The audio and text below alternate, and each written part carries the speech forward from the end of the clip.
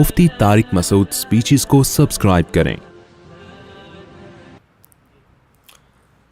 अल्हम्दुलिल्लाहि नहमदुहु व नस्तईनुहु व नस्तगफिरुहु व नु'मिनु बिही व नतवक्कलु अलैहि व नऊज़ु बिल्लाहि मिन शुरूरि अनफुसिना व मिन सय्यिआति अअमालिना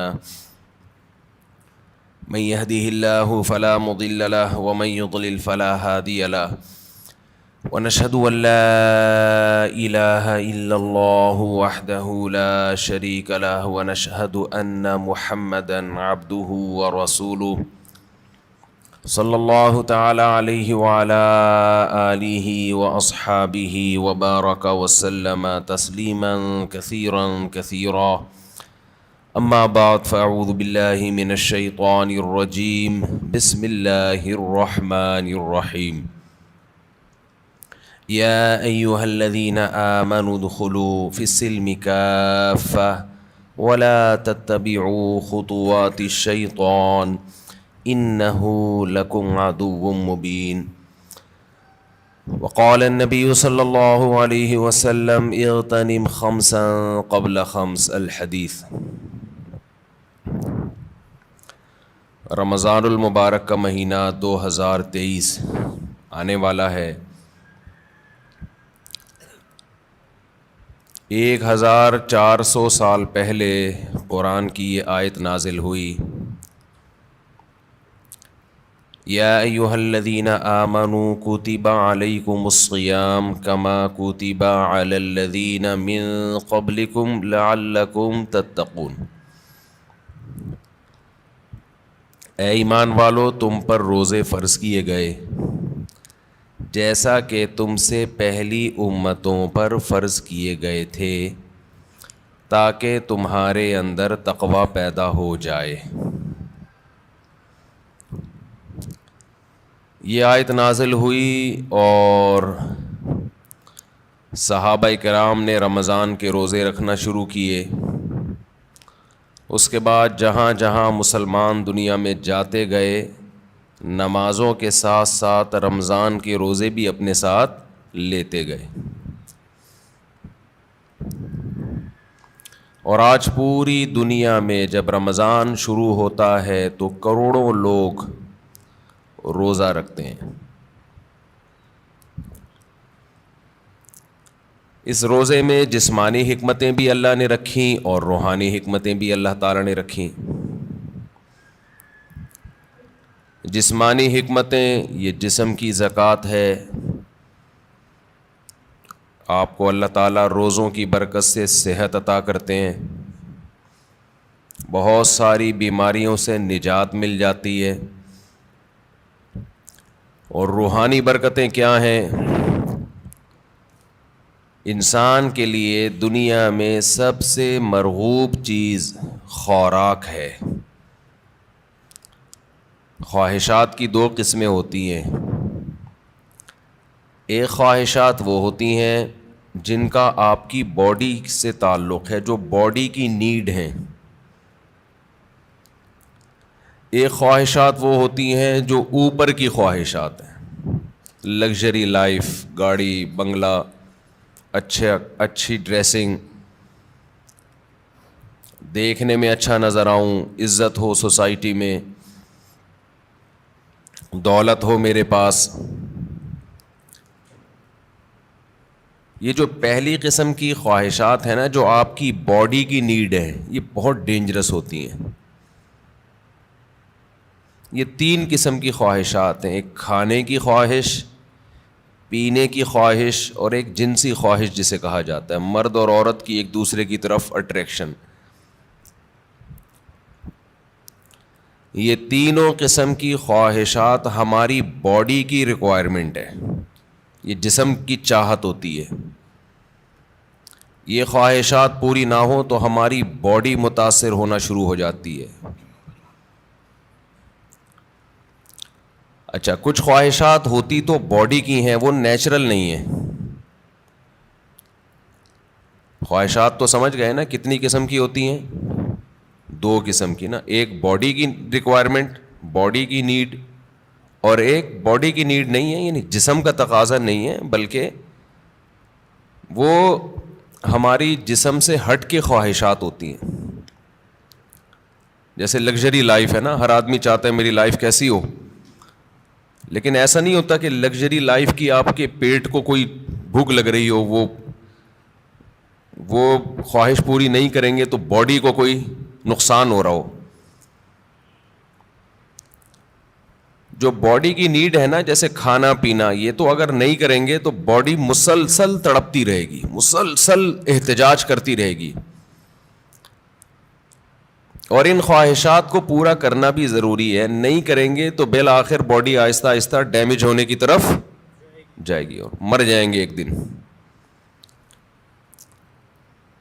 آپ کو اگر گدا نہیں ملتا سونے کے لیے, اچھا انہی باڈی کی خواہشات میں ایک نیند بھی ہے. ہم 4 قسم کی خواہشات شامل کر لیتے ہیں. نیند ہے, کھانا پینا, اور جس کو جنسی خواہش کہتے ہیں. یہ اتنی ڈینجرس ہوتی ہیں. جیسے نیند کی خواہش کو آپ دیکھ لو, اب گدے پہ سونا یہ باڈی کی نیڈ نہیں ہے, یہ کیا ہے, ایک لگژری لائف انسان گزارنا چاہتا ہے, اس کا تقاضا ہے کہ میرا گھر اچھا ہو, ایئر کنڈیشن روم ہو, اور ٹائلیں لگی ہوئی ہوں, اور فانوس لگے ہوئے ہوں. لیکن جب آپ کو نیند آئے گی تو جو گدے پہ سونے کے عادی ہیں ان کو فرش پہ نیند نہیں آئے گی. لیکن چونکہ نیند آپ کی باڈی کی نیڈ ہے, ایک وقت آئے گا کہ باڈی کہے گی میں نے سونا ہے, سونا ہے, سونا ہے, سونا ہے. آپ کہیں گے میرے پاس سونے کے لیے گدا نہیں ہے, نہیں سو سکتا, نہیں سو سکتا, نہیں سو سکتا. بالآخر پھڈا ہوتے ہوتے جو باڈی کی نیڈ ہے نا وہ غالب آ جائے گی. لگژری جو آپ کی ایک چاہت ہے اس پہ باڈی غالب آ جائے گی آپ کی, اور آپ کانٹوں پہ بھی سو جاؤ گے. جس کو نیند نہ آتی ہو نا اس کو جاگنے دو, بول تو نہیں سوئے گا, دیکھو اس کا باپ بھی سوئے گا پھر, کیونکہ یہ خواہشات دماغ پر مسلط ہو جاتی ہیں. کیونکہ ضرورت ہے, نہیں تو مرے گا. نہیں سوئے گا تو کیا ہوگا؟ ایک ہفتہ کھائے پیے بغیر انسان زندہ رہ سکتا ہے, میڈیکل سائنس کہتی ہے. 1 ہفتہ سوئے بغیر زندہ نہیں رہ سکتا. اس لیے یہ اللہ مسلط کر دیتے ہیں کہ تیرا باپ بھی سوئے گا. تبھی آپ نے دیکھا ہوگا ڈرائیونگ کے دوران ڈرائیور سو جاتا ہے, حالانکہ اس کا سونے کا بالکل موڈ نہیں ہوتا, اور ایسا سوتا ہے کہ اپنے ساتھ سارے پیسنجر کو بھی ہمیشہ کے لیے سلا دیتا ہے. تو یہ چیزیں اللہ نے مسلط کی ہوئی, بھائی یہ تمہاری خواہش پہ نہیں ہے. ورنہ بڑے لوگ کہتے ہیں ہمارے پاس ٹائم نہیں ہے, اگلے مہینے ہم سوئیں گے, اس دفعہ ہمیں آفس کا بزنس کا کام ہے بہت.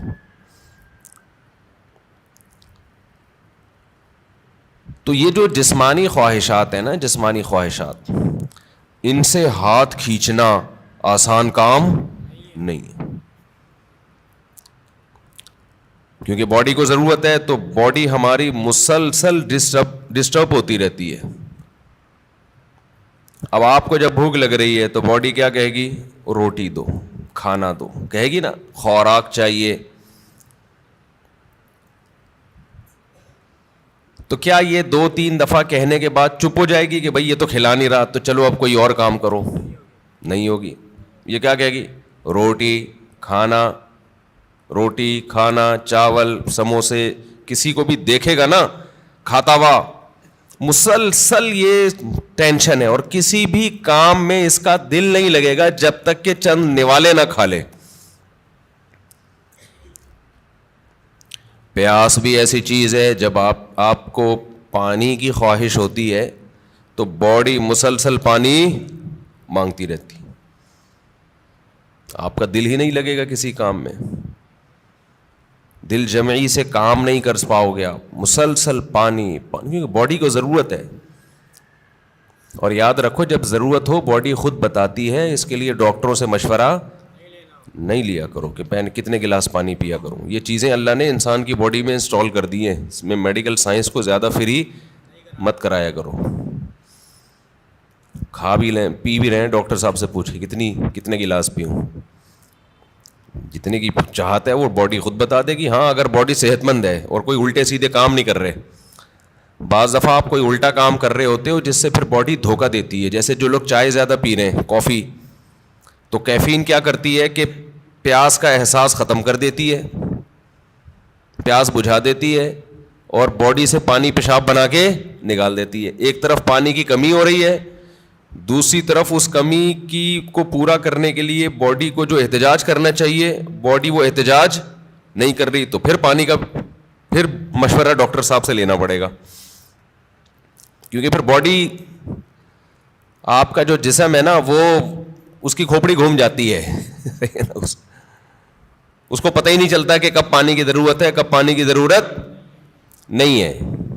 تو نیچرل لائف جس کی ہوگی اس کی باڈی بتاتی رہے گی کتنا پانی چاہیے. جیسے کولڈ ڈرنک پینے سے پیاس بجھ جاتی ہے نا, تو پیاس تو وقتی بجھتی ہے لیکن پانی کی جتنی کمی پوری ہونی چاہیے وہ ہوتی نہیں ہے. تو یہ میں جو اصول بتاتا ہوں یہ ان لوگوں کے جو تمیز سے زندگی گزار رہے ہیں. ایسا نہیں سارا دن چائے کے کپ پھونکتے رہتے ہیں, کافی سارا دن پیتے رہتے ہیں.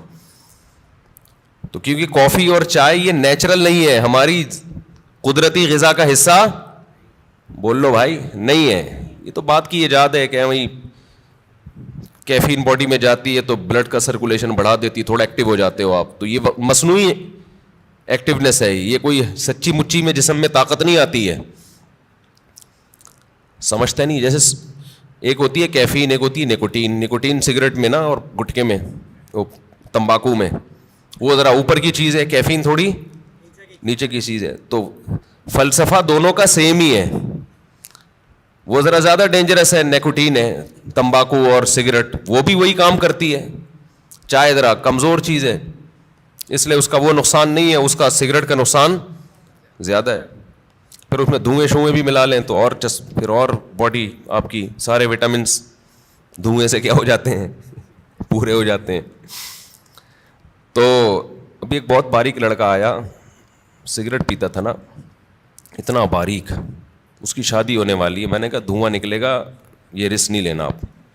ایک تو آپ اپنی صحت دیکھو اور سگریٹ کے کس طرح سے پھونک رہے ہو, تو جو اندر جا رہا ہے, جو ان پٹ ہوتا ہے آؤٹ پٹ وہی ہوتا ہے نا.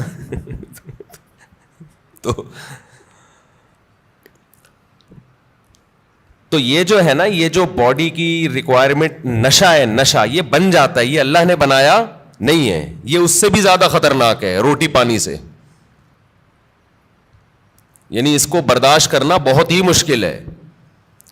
اللہ میاں نے تو آپ کو وہ چیزوں کی چاہتیں رکھی تھیں جو جس کی آپ کی باڈی کو ضرورت ہے. روٹی کی ضرورت رکھی, پانی کی چاہت رکھی اللہ تعالیٰ نے, اور جو اللہ نے خواہشات رکھی ہیں جو نیچرل ہیں. ہم نے کیا کیا, سگریٹ پی پی کے, دن میں 5-6 کپ کافیوں کے پی پی کے, اور پان گٹکے کھا کھا کے ہم نے اس سیٹنگ کو کیا کر دیا, خراب. اب آپ گٹکے اور پان والوں کو دیکھ لو, سگریٹ والوں کو دیکھ لو, افطاری میں لوگ کھجوروں کی طرف لپکتے ہیں, وہ کہاں لپکتے ہیں, سگریٹ کی طرف. وہ تو کھجور ایک سنت پوری کرنے کے لیے کھا لیتے ہیں, اس کے بعد پھر سٹے لگا رہے ہوتے ہیں. بٹ کتنی بڑی نحوست ہے یار, ہے یا نہیں ہے؟ کیسا اپنے ہاتھوں سے اپنے آپ کو برباد کر رہے ہو. اللہ کا کتنا بڑا فضل ہے, ہمارے ماں باپ نے ہمیں سگریٹ پان گٹکے سے ہمیشہ بچایا. ہمارے ماں باپ کا بہت بڑا احسان ہے. اللہ ان کی قبروں کو نور سے بھر دے, ان کی پر اللہ بہت رحمت نازل کرے. بڑا کردار ہوتا ہے والدین کا اس میں. بالکل بچوں کو قریب نہ جانے دو. ہم تو ایک دفعہ, مجھے یاد ہے میں نے ایک دفعہ سگریٹ پی تھی چھپ کے, وہ بھی ایسے کہ ہمارے ایک رشتے کے تایا لگتے تھے, وہ پیتے تھے, رشتے کے تایا, دور کے تایا. انہوں نے پھینکی تو ہمیں شوق تھا تھوڑی تحقیقات کا کہ یار یہ کیا ہے, اس میں اتنا شوق سے یہ صبح شام سٹے لگاتے ہیں. تو انہوں نے پھینکی تو میں نے اٹھا لی, تو اٹھا کے میں نے کہا ذرا چک کے دیکھو نا, تو ایک کش لگایا ہے, وہ اتنی کھانسی ہوئی ہے کہ اللہ کا بڑا فضل. اور شکر ہے دیکھا نہیں کسی نے, ورنہ طبیعت سے کٹتے. طبیعت سے کیا ہوتا, کوئی گھر میں دیکھ لیتا تو کٹ جاتے طبیعت سے. تو جو بات ہے میں اس کی طرف آتا ہوں. تو جو سگریٹ ہے اور یہ سب چیزیں تو انسان خود عادی بنا لیتا ہے نا. تو یہ میرا آج کا ٹاپک نہیں ہے, یہ تو اپنے ہاتھوں اپنے آپ کو آپ جہنم کی آگ میں ڈال رہے ہو, ایک عذاب میں ڈال دیا آپ نے اپنے آپ کو. اچھا ایک بات خوب سمجھ لو, بات چل نکلی ہے, یہ جو سگریٹ والے, گٹکے والے اور بہت زیادہ جو کافی پیتے ہیں, چائے پیتے ہیں, بہت زیادہ کیفین کی لت پڑ گئی ہے ان کو, یہ لوگ اکثر ایک بات یہ کہتے ہیں کہ اس سے ذہن فریش ہو جاتا ہے. یہ خوب سمجھ لو, کوئی بھی نشے کی چیز, نشے سے میری مراد یہ نہیں ہے جو شراب کا نشہ ہوتا ہے, نشے سے مراد جس کی بھی لت پڑ جائے. تو جو کیفین ہے, کافی, یہ جو نیکوٹین ہے, ان میں یہ ذہن میں رکھو کہ جتنی کوانٹٹی آپ لے رہے ہو نا فریش ہونے کے لیے, تھوڑے دن میں اس کے عادی ہو جاتے ہو, سمجھتے ہو, پھر آپ کو اس کی مقدار بڑھانی پڑتی ہے, جبکہ روٹی اور پانی میں ایسا نہیں ہے. جتنی روٹی سے پیٹ بھر رہا ہے نا, اگر خام خام میں زبردستی زیادہ ٹھوس ٹھوس کی عادت نہیں بناؤ گے تو مزید کی عادت نہیں پڑتی, بلکہ کم کی عادت پہ لاؤ گے تو کم, زیادہ پہ لاؤ گے تو زیادہ. جبکہ یہ جتنی چیزیں جو نیچرل نہیں ہے, جو ہماری باڈی کی نیڈ نہیں ہے, ان کو جب آپ لوگے تو جتنے کپ میں آج فریش ہو رہے ہو نا, کل اس سے تعداد بڑھانی پڑے گی. شرابی کو دیکھ لو نا, شروع میں ایک گھونٹ میں بہک جاتا ہے اور بڑا مزہ آتا ہے اس کو, اس کے بعد پورے کریٹ کے کریٹ پی جاتا ہے, لیکن اس کو وہ نشہ نہیں آتا جو پہلے دن ایک گھونٹ میں آیا تھا اس کو. تو یہ خود ایک عذاب ہے کہ آپ سمجھ رہے ہو فریش ہو رہا ہوں, بھائی آپ فریش نہیں ہو رہے, اس سے آپ کا دماغ تازہ نہیں ہو رہا, دماغ کو اس کی عادت پڑ رہی ہے, اب اس کو مزید چاہیے. تو بالآخر ایک نہ ایک وقت جا کے بریک لگانی پڑتی ہے آپ کو. تو پہلے ہی نہیں لگا لو, اچھا ہے, کیا خیال ہے, شروع میں ہی چھوڑ دو ان چیزوں کو یار. تو یہ جو ہماری باڈی کی نیڈ ہے نا, کھانا پینا اور یہ جو خواہشات ہیں, جو یہ ان کا برداشت کرنا یہ بہت مشکل ہے. اور رمضان میں اللہ انہی 3 چیزوں پہ پابندی لگا دیتے ہیں. ویسے تو 4 چیزیں ہیں نا جو بہت زیادہ انسان کو, جس کی خواہش سونا اور جنسی خواہشات اور کھانا اور پینا. تو ان میں سے 3 اللہ تعالیٰ روزے کی حالت میں کیا کر دیتے ہیں, پابندی لگا دیتے. کھانا پینا اور جنسی خواہش آپ پوری نہیں کر سکتے. سونے پر اللہ پابندی نہیں لگاتے, یہ اللہ کی رحمت ہے. اللہ چاہتے تو رمضان میں سونے پر بھی پابندی لگا دیتے, لیکن ما جعل علیکم فی الدین من حرج, قرآن کہتا ہے ہم نے دین میں تنگی نہیں رکھی. ایسا دین بنایا جو ہر دور میں ہر انسان کے لیے سوٹیبل ہو, اس کے لیے اس پر عمل کرنا ممکن. نیند کا سیٹ اپ, اس میں زیادہ پریشانی ہو جاتی اور عین ممکن ہے صحت کو نقصان ہونا بھی شروع ہو جاتا. تو رمضان کا مقصد لوگوں کی صحتوں کو نقصان پہنچانا نہیں ہے, لوگوں میں خواہشات پہ کنٹرول کرنے کا جذبہ پیدا کرنا ہے. اور ویسے بھی حکمت کی بات کیا ہے کہ اللہ اگر نیند پہ پابندی لگا دیتے نا, نیند پہ, تو کیا ہوتا, لوگ مغرب کے بعد سوتے وہ فجر میں اٹھتے, کیا خیال ہے, تو نیند ڈبل کر رہے ہوتے, اس کا کوئی فائدہ نہیں تھا.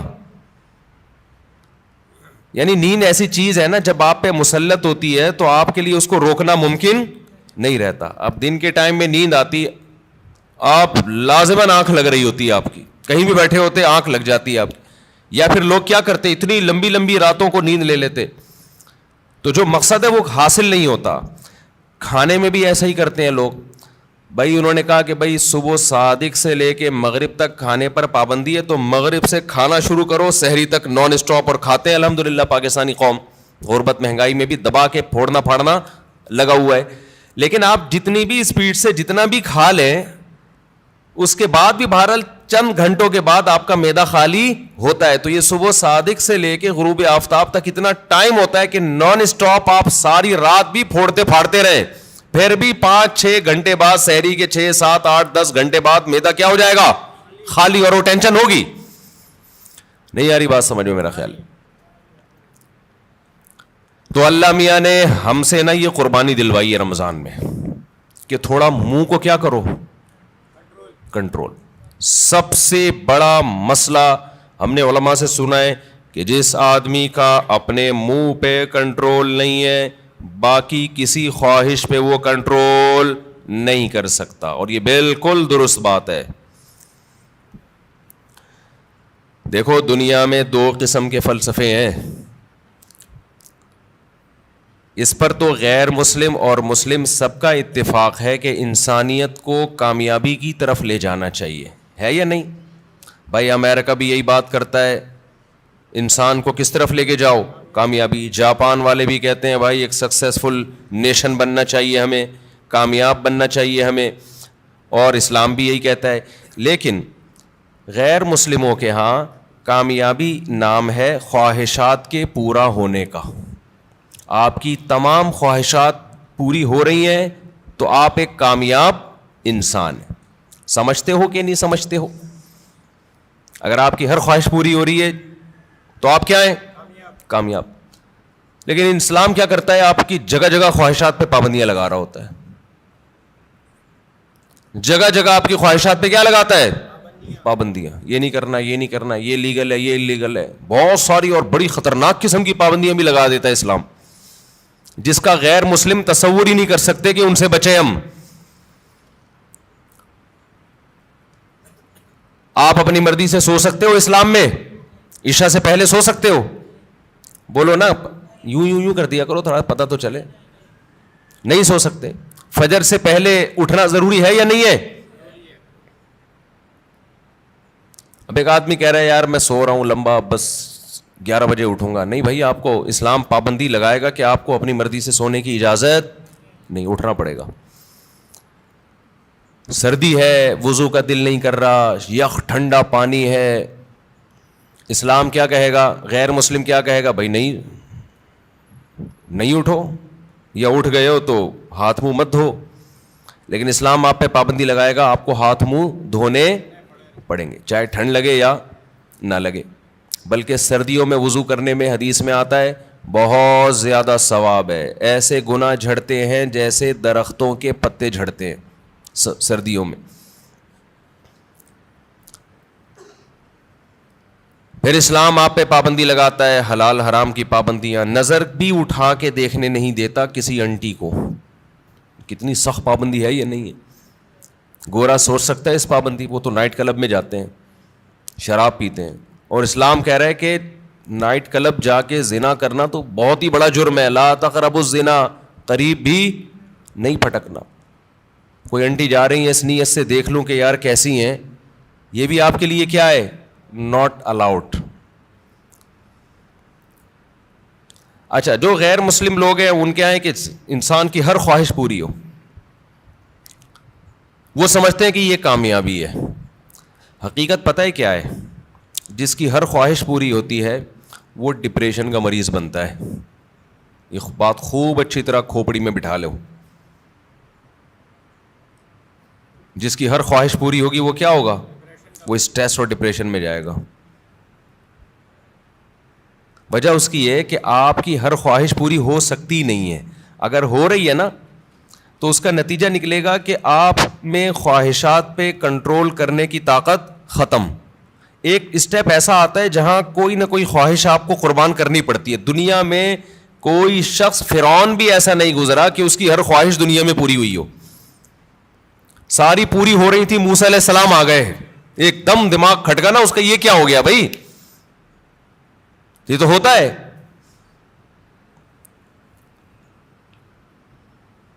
جتنی بھی آپ کے اندر خواہشات ہیں نا, پوری کرتے رہیں, کہیں نہ کہیں آ کے قدرت کی طرف سے بیریئر کھڑے ہو جاتے ہیں آپ کی راہ میں, اور آپ خواہشات پوری کرتے کرتے یوز ٹو ہو چکے ہوتے ہو. آپ کو خواہشات پہ کنٹرول کرنے کی عادت نہیں رہتی. پھر آپ جاتے ہو اسٹریس میں, ڈپریشن میں, اور چیخو پکار, مار دھاڑ. جیسے جو بچے زیادہ لاڈ پیار میں پلتے ہیں وہ بچے شور شرابہ زیادہ مچاتے ہیں.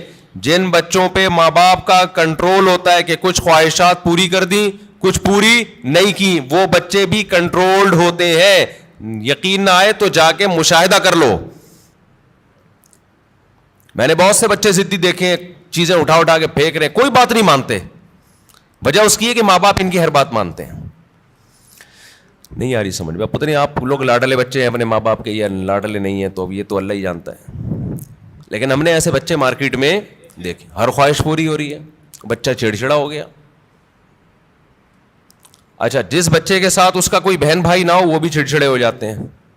اس کی وجہ یہ کہ بہت زیادہ لاڈ پیار اس اکلوتے کو مل جاتا ہے. کیا ہوتا ہے؟ اکلوتے. دوسرا مارکیٹ میں قریب العمر ہوتے نہیں ہیں 2-4, تو ماں باپ کی ساری لاڈ کا اور پیار کا مرکز یہ اکلوتا, اس کی ہر خواہش پوری. آپ میں سے کوئی اکلوتا ہو تو پیش کی معذرت. نتیجہ کیا نکلتا ہے؟ اس کی طبیعت میں چڑچڑاپن پیدا ہونا شروع, مار دھاڑ. وہ سوسائٹی میں بسا اوقات ایک کامیاب انسان بن کے سروائیو نہیں کر پاتا. اچھا ہمارے ایک ریلیٹیو کے یہاں نا ایک بچہ ہوا, پھر ان کے یہاں فوراً دوسرا ہو گیا اگلے سال.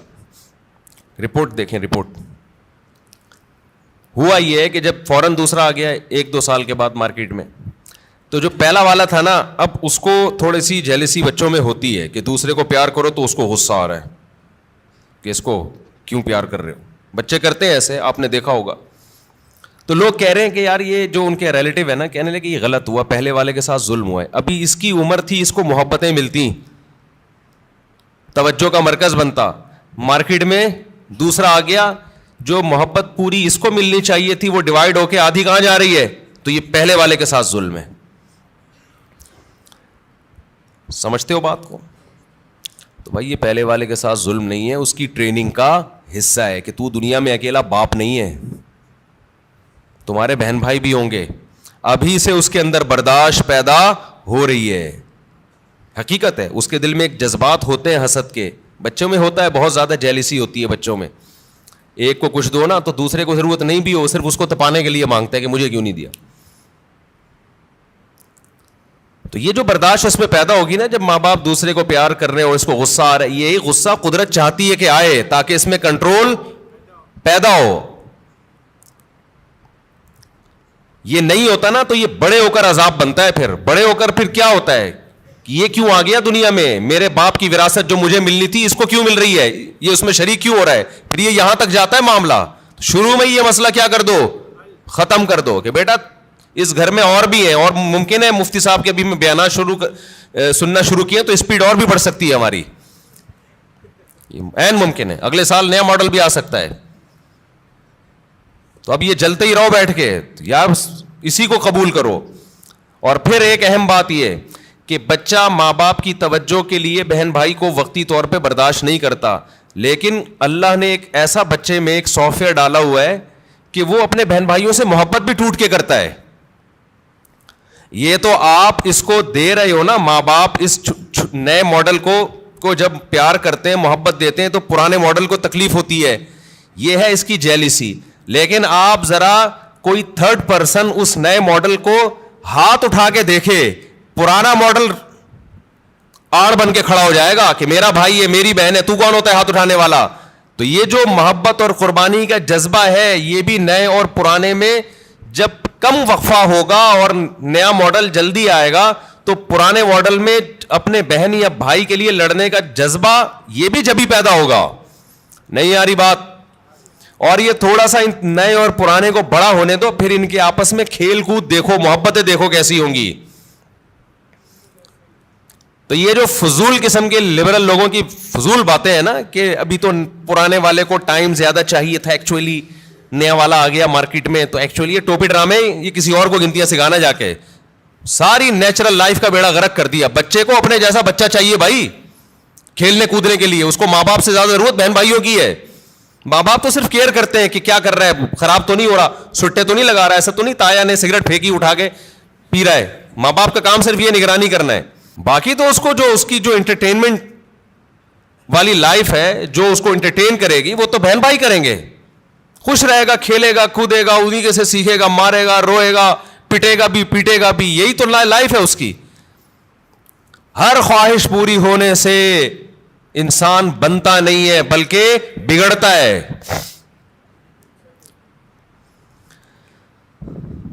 بچوں کی سیلف رسپیکٹ, ہم بھی اس کے قائل نہیں ہے کہ بچوں کو مارا پیٹا جائے, ماں باپ بگاڑ دیتے ہیں مار پیٹ کے, لیکن یہ جو سیلف رسپیکٹ اور یہ ابھی اس کو بڑا ہونے دو میرے بھائی, ابھی چھوٹا ہے, ابھی اس کو تربیت کی ضرورت زیادہ ہے. اس کو بدتمیزی مت کرنے دو بڑوں کے ساتھ.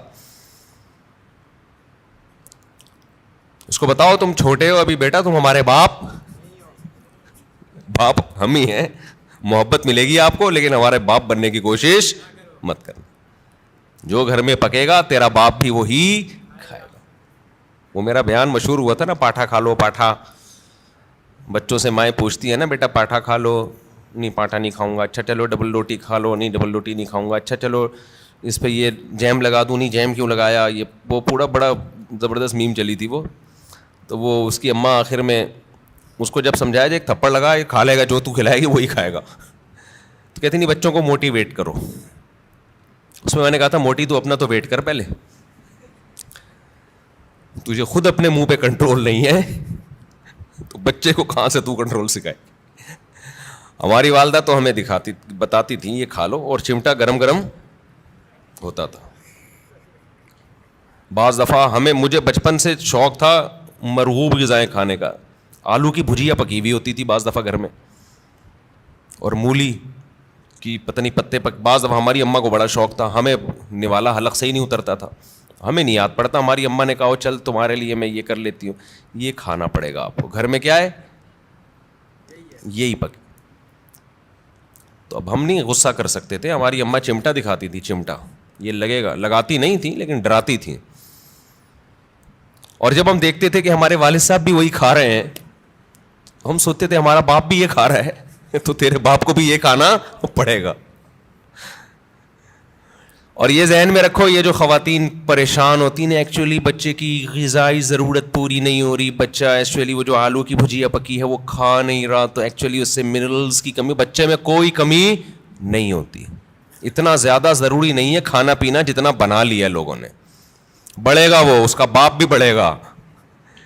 یہ جو قد بڑھتا ہے نا, ڈاکٹروں سے ہم نے پوچھا ہے, کہتے ہیں بھائی یہ جس کا بڑھنا ہے نا اس کو کم کھلاؤ گے تو بھی جائے گا وہ اوپر. جس کا نہیں بڑھنا نا, جس کے باپ دادا ہی سارے چھوٹے چھوٹے سے ہوں, تو جینز میں ہی اس کے قد نہیں ہے, تو اس کو آپ کتنے بھی پراٹھے کھلا دو, مرغیاں کھلا دو, دودھ پلا دو, وہ اس کا باپ نہیں بڑھا تو یہ کہاں سے بڑھے گا. سمجھتے ہو, اکثر بتاتا ہوں نا, ایک آدمی نے ایک چھوٹے سے قد کی خاتون سے شادی کر لی تو بچے بڑے ہی نہیں ہو رہے تھے. تو وہ خاتون کھلا رہی ہیں بچوں کو, بیٹا کھا لو بڑے ہو جاؤ گے. کہتا ہے یہ بڑے نہیں ہوں گے, یہ اور چھوٹے ہوں گے. ان کے ساتھ کے پودے لایا تھا وہ بڑے ہو گئے ہیں, یہ اتنے کے اتنے ہی ہیں. تو یہ نا بچوں کے کھانے پینے کو زیادہ سروں پہ مسلط مت کیا کرو. کچھ نہیں ہوتا, اچھا کھلاؤ بھلے تھوڑا کھائیں. آج تھوڑا کھائیں گے بھوکے رہیں گے, اگلے ٹائم پہ خود ہی چھین چھین کے کھائے گا پھر وہ. تو یہ بازاری چیزیں نہیں کھانے دو بس بچوں کو. جتنی بازاری چیزیں ہیں نا, میں نے تو تجربے کیے ہیں بچوں کے اوپر, اپنے ہی بچوں پہ. جب بازاری چیز کھلائی بیمار ہوئے, اور بچا کے رکھا فٹ فاٹ. اچھا میرا ایک بیان تھا, اس کی میں وضاحت کر دوں. میرا ایک بیان تھا, اس میں نے یہ بتایا کہ میں نے اپنے 2 بچوں پہ 6 مہینے تجربہ کیا ہے. 6 مہینے تک میں نے ان کو بازار کی کوئی چیز نہیں کھانے دی. گھر میں دیسی گھی پہ روٹی چینی, دیسی گھی اور روٹی کھلاتا تھا, اور دودھ اور انڈا.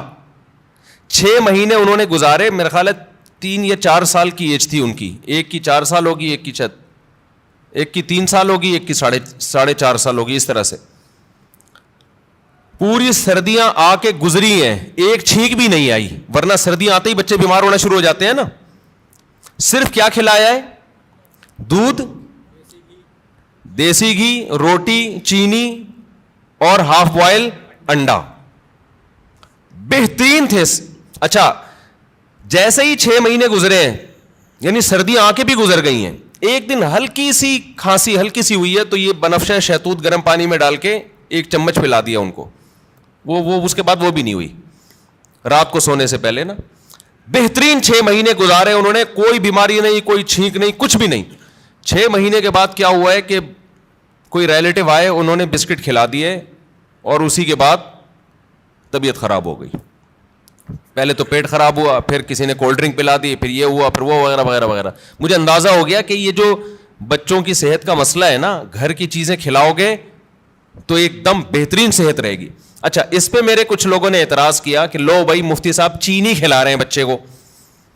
چینی کون سی کوئی نیچرل ہے؟ نہیں آ رہی بات سمجھ میں؟ یعنی ہم چینی کھلائیں, چینی تو خود نقصان دہ ہے. تو یاد رکھیں, میں نے کبھی نہیں کہا کہ چینی بہت فائدہ مند چیز ہے. میرا مقصد یہ ہے کہ ایک نقصان دہ چیز ہم نے کھلائی پھر بھی نقصان نہیں ہوا, باقی نقصان دہ چیزوں سے بچا لیا. ورنہ بہتر تو یہ کہ چینی نہ کھلائیں آپ. چینی کون سی کوئی آب زمزم تو دھلی ہوئی مخلوق ہے. نہیں آ رہی مولانا سب ان کی سمجھ میں بات نہیں آ رہی ہے. بھائی چینی جو ہے نا, چینی وہ خود بھی کوئی اچھی چیز نہیں ہے, لیکن ایک غلط چیز بھی کھلا دی, 20 غلط چیزوں سے بچا لیا, تو بھی اس کی اتنی برکتیں نظر آئی ہیں. تو اگر آپ اس سے بھی بچا لیں تو نور النارو شہد کھلا دیں, گڑ کھلا دیں. سمجھتا ہے کہ نہیں سمجھتے ہو؟ تو بچوں کی لیکن کنٹرول کرنا پڑتا ہے بچے کو بڑا, اور زیادہ عرصہ نہیں, تھوڑے دن تک کنٹرول کرو گے تو پھر وہ عادی ہو جائے گا. تو میں یہ عرض کر رہا تھا کہ دنیا میں 2 نظریات ہیں. ایک یہ کہ انسان کی ہر خواہش پوری کی جائے تو اس سے وہ کامیاب ہوتا ہے, لیکن اسلام کیا کرتا ہے, جگہ جگہ خواہشات میں رکاوٹیں ڈالتا ہے. تو خوب سمجھ لیں, جس کی ہر خواہش پوری ہوتی ہے وہ کامیاب نہیں ہوتا, بلکہ وہ اسٹریس اور ڈپریشن کی طرف جاتا ہے. بالکل اس کی مثال ایسے ہے جیسے آپ جسم پہ جب ویٹ اٹھاتے ہو, جسم میں اپنی خواہش کے خلاف حرکت کرتے ہو تو جسم بیمار ہونے کے بجائے صحت مند ہوتا ہے. اور آپ جسم کی اپنی خواہشات پر عمل کرنا شروع کر دو, جسم چاہتا ہے بیٹھا رہوں نہ اٹھوں, آپ بیٹھے رہو نہ اٹھو. جسم چاہتا ہے دوڑوں نہیں, صرف چلوں, آپ نہ دوڑو چلو. پھر جسم چاہتا ہے چلو بھی نہیں, بیٹھے ہی رہو, سوتے ہی رہو.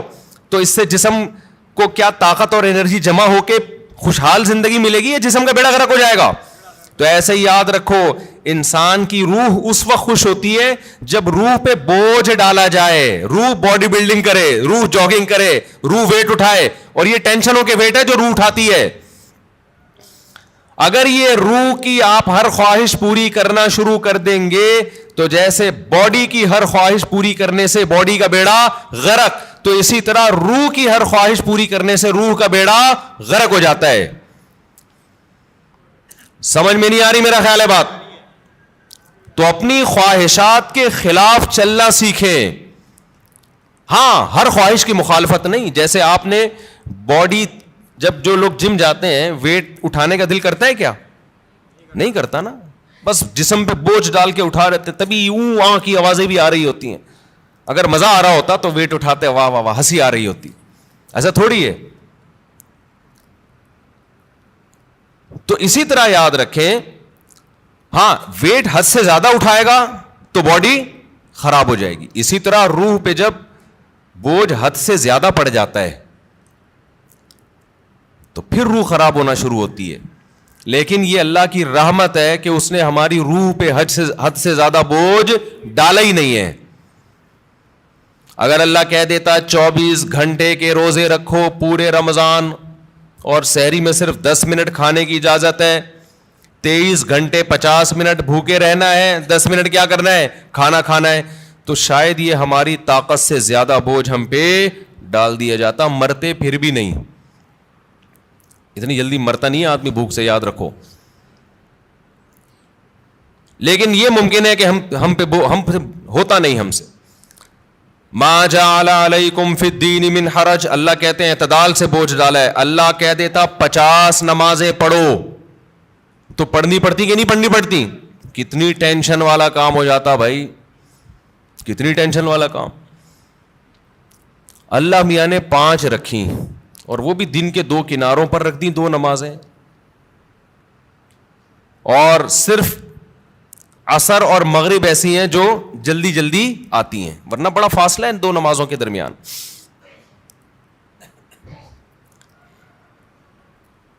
اللہ میاں نے حکم دیا نظر کی حفاظت کرو, لیکن ساتھ میں نکاح کی ترغیب بھی دے دی. تو آسان کر دیا نا. اگر یہ ہوتا کہ عیسائیوں میں پادریوں کی طرح پادریوں کو حکم تھا کہ شادی نہ کرو, جیسے کہ انہوں نے خود بنایا ہوا تھا, ان کے مذہب کا نہیں تھا, لیکن دوسری طرف زنا پر بھی پابندی, تو ڈپریشن میں جاتے کہ نہیں جاتے؟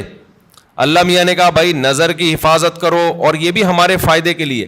اگر اللہ حکم دیتے نظر کی حفاظت نہ کرو لیکن صرف زنا سے بچو, تو زنا سے بچنا بہت مشکل ہو جاتا, کیونکہ جو برائیوں میں پڑتے ہیں نظر کی حفاظت نہیں کرتے ان کے لیے زنا آسان ہو جاتا ہے, اور جو نظر کی حفاظت کرتے ہیں ان کے لیے زنا مشکل ہوتا ہے. تو یہ بھی ہمارے فائدے کے لیے حکم دیا کہ بھئی ایسا کام ہی مت کرو کہ اس کی طرف تمہاری برائی کی طرف توجہ جائے تمہاری. اللہ میاں نے حکم دے دیا ماں باپ کی اطاعت کرو, فرما برداری کرو. لیکن اس کی بھی ایک لمٹ رکھ دی, ایک حد رکھ دی. یعنی کوئی ایسا حکم نہیں ہے جو ایسا بوجھ ہم پہ ڈالا جا رہا ہو جو ہمارے بس میں ہو ہی نہیں. سود کو حرام قرار دے دیا لیکن مزاربت اور شرکت کو جائز قرار دے دیا. آپ کسی کو لون دے کے متعین نفع لیتے ہو کہ 1 لاکھ پہ 2,000 روپے 5,000 حرام ہے, لیکن ایسا نہیں کہ پابندی لگا دی. اللہ نے کہا یہی 1 لاکھ روپے دو, جو پروفٹ ہوگا اس میں شرکت کر لو. سمجھ میں آ رہی ہے بات؟ جو پروفٹ ہوگا اس میں کیا کر لو بھائی, تجھے جتنا پروفٹ ہوگا اس میں اتنے فیصد میرا. اب وہ گھننا بن کے پروفٹ بتانا پڑے گا اس کو. اور جو سرمایہ دار لوگ ہیں نا وہ پروفٹ بتانا نہیں چاہتے, وہ کہتے ہیں ہم آپ کے 1 کروڑ سے جتنا بھی اٹھائیں آپ کو اتنا ملے گا بس. اسلام کہتا ہے نہیں بھائی, پیسہ اس کا لگ رہا ہے تو اس کو بتاؤ تو صحیح کتنا کما رہا ہے تو. ابے 1% بھی دو گے نا آپ. دیکھو آپ نے زید کو 1 کروڑ روپے دیے, زید کو کہا تو 1 کروڑ سے جتنا بھی کمائے گا نا بے شک مجھے 1% دے دے, لیکن پرسنٹیج ہونی چاہیے 1%. اس کا فائدہ کیا ہوگا؟ وہ 1 کروڑ پہ آپ کو 1 لاکھ دے گا نا, آپ کو فوراً پتہ چل جائے گا وہ کمبخت 99 لاکھ کما رہا ہے. سمجھ میں آ رہی ہے بات؟ سود خور یہ وہ اپنا پروفٹ بتانا نہیں چاہتا. 1% بھی دے گا نا آپ کو یہ تو پتا چل جائے گا نا جب 1% 1 لاکھ ہے تو اس کا مطلب باقی 99 کتنا ہے؟ وہ 99 لاکھ ہے. اس کا مطلب یہ گنا میرے 1 کروڑ سے 99 لاکھ کما رہا ہے اور مجھے کتنا دے رہا ہے؟ 1 لاکھ. لیکن اگر سودی نظام ہوگا, آپ نے زید کو 1 کروڑ روپے دیے, آپ نے کہا مجھے ہر مہینے 1 لاکھ دے دینا, تو کتنا کما رہا ہے مجھے اس سے غرض نہیں ہے. وہ 1 لاکھ روپے لا کے دے گا, آپ گلے ملیں گے, شکریہ ادا کریں گے, کتنا نیک آدمی مجھے 1 لاکھ روپے دے رہا ہے, اور وہ بھی روتے ہوئے دے گا یار کاروبار کا تو بیڑا ہی غرق ہو گیا, لیکن میں تجھ سے وعدہ کیا 1 لاکھ لے لے. آپ کا دل چاہے گا اس غریب کو 2 کروڑ اور دے دوں میں, الو بناتا رہے گا, آپ کو بے وقوف بناتا رہے گا. لیکن اگر پرسنٹیج کے حساب سے ہوگا تو آپ نے جب زید کو 1 کروڑ دیے, آپ لوگ کو سمجھ میں ہی نہیں آ رہا تو بزنس کہاں سے کرو گے جو تمہاری سمجھ میں اتنی باتیں نہیں آ رہی. مجھے لگ رہا ہے آپ کے چہروں سے کہ جو میں کہہ رہا ہوں اوپر سے گزر رہا ہے آپ کے. زید کو آپ نے 1 کروڑ روپے دیے, آپ نے کہا مجھے جتنا پروفٹ ہوگا اس میں 1% چاہیے. وہ 1 لاکھ روپے لے کر آیا تو آپ سمجھ جاؤ گے یہ کمبخت کتنے کما رہا ہے؟ 99 لاکھ. اب اس کو رونے کی اجازت, وہ رونے کا بہانہ نہیں کرے گا, اور آپ کو اس سے مانگو گے بھی کہ جو جتنا پروفٹ ہوا ہے وہ مجھے دکھاؤ تاکہ پتہ چلے کہ یہ واقعی 1% بنتا ہے کہ نہیں بنتا ہے. تو اللہ میاں نے سود پہ پابندی لگائی, مگر تجارت کو اللہ نے حلال قرار دیا. اگر اللہ سود پہ بھی پابندی لگا دیتا, مزاربت پہ بھی, شرکت پہ بھی, تو پھر ہم حرج میں پڑ جاتے, ہم تنگی میں پڑ جاتے, ہمارے لیے کاروبار کے راستے بند ہو جاتے. لیکن اللہ نے ہمارے لیے دین میں تنگی نہیں رکھی بلکہ آسانی رکھی ہے. سمجھتے ہو کہ نہیں سمجھتے ہو؟ تو اسی طرح اللہ میاں نے لیکن بوجھ ڈالا ہے ہمارے اوپر. یہ نہیں کہا کہ بالکل فری سٹائل کی زندگی گزارو گے, کوئی ٹینشن ہی نہیں ہوگی. یہ کامیابی نہیں ہے, ٹینشنیں اٹھانی پڑیں گی. بہت ساری ٹینشنیں لگا دی اللہ میاں, اور اس ٹینشن سے فائدہ کیا ہوتا ہے کہ ہماری روح وزن اٹھاتی ہے, جس سے روح ٹینشن سے بچتی ہے, روح صحت مند ہوتی ہے, اور روح ڈپریشن اور اسٹریس کی طرف جانے سے بچ جاتی ہے. تبھی آپ کو مسلمانوں میں خودکشی کا ریشو دوسری قوموں کی نسبت کم نظر آئے گا. مسلمانوں میں ڈپریشن کے مریض دوسری قوموں کی نسبت کم نظر آئیں گے, حالانکہ ڈپریشن والے کام مسلمانوں میں بہت زیادہ ہیں. مسلمان غیر مسلم ایک ڈپریشن پالنے کے لیے تیار نہیں, مسلمان 4 ڈپریشن کی بات کرتے ہیں. آئی بات سمجھ میں؟ ہم مسقط میں تھے تو ہمارے بہت سے علماء اپنی اپنی فیملیوں کے ساتھ آئے تھے, بیگمات کے ساتھ آئے تھے. تو ایک مولانا صاحب نئے پہنچے تو وہ میزبان نے ان سے پوچھا مجبوری ساتھ میں ہے یا بغیر مجبوری کے آئے ہیں؟ میں نے کہا یہ کیا کہہ رہے ہیں؟ پھر پتہ چلا بیگم کو پیار سے کیا کہتے ہیں, یہ مجبوری. تو بڑا زبردست لفظ تھا ان کا بھائی, کیونکہ جب مجبوری ساتھ میں ہوتی ہے تو پھر گھر سے زیادہ دیر باہر نہیں رہ سکتے, آپ بتانا پڑتا ہے. جو بغیر مجبوری کے آیا وہ تو جہاں مرضی جائے. جب مجبوری کے ساتھ آئے ہیں تو بیگم پوچھے گی, مجبوری پوچھے گی بھائی اتنی دیر سے کیوں آ رہے ہو, آپ کہاں گئے ہوئے تھے؟ مفتی صاحب کے ساتھ. اچھا, جو لوگ اپنی مجبوریوں کے ساتھ آئے تھے نا, ان سب کی مجبوریوں کو یہ بڑی فکر تھی کہ ہمارا میاں ہمارے جو میاں ہیں مفتی طارق مسعود کے ساتھ تو نہیں بیٹھے ہوئے کہیں, سب کو یہ ایسا لو یہ 2-4 مجبوریاں اور پال لیں ہمارا شوہر, ان کو یہ سب کو ڈر تھا. تو مسلمان کے پاس ٹینشن کے مواقع بہت ہیں, پھر بھی ٹینشن نہیں لیتا. یہ غربت اور مہنگائی آپ تھوڑی دیر کے لیے انگریزوں کو دے دو تو خودکشی کے لیے میرے بھائی رجسٹریشن فارم کیا ہو جائیں گے, ختم ہو جائیں گے. ہمارے والے حکمران 1 ہفتے کے لیے ان کو ادھار دے دو, آپ سچی مچی کے تو نہیں لیں گے, صرف ادھار دے دو آپ ان کو کہ 1 ہفتے بعد واپس لے لیں گے. 1 ہفتے میں ایسا بیڑا غرق ہو جائے گا, کوئی کھمبا ان کا بجلی کا باقی نہیں بچا ہوگا. ان کے یہاں تو کھمبے ہوتے نہیں, انڈر گراؤنڈ ہی ہوتا ہے سب کچھ. یہ ہم ہیں, ٹھیک ہے نا.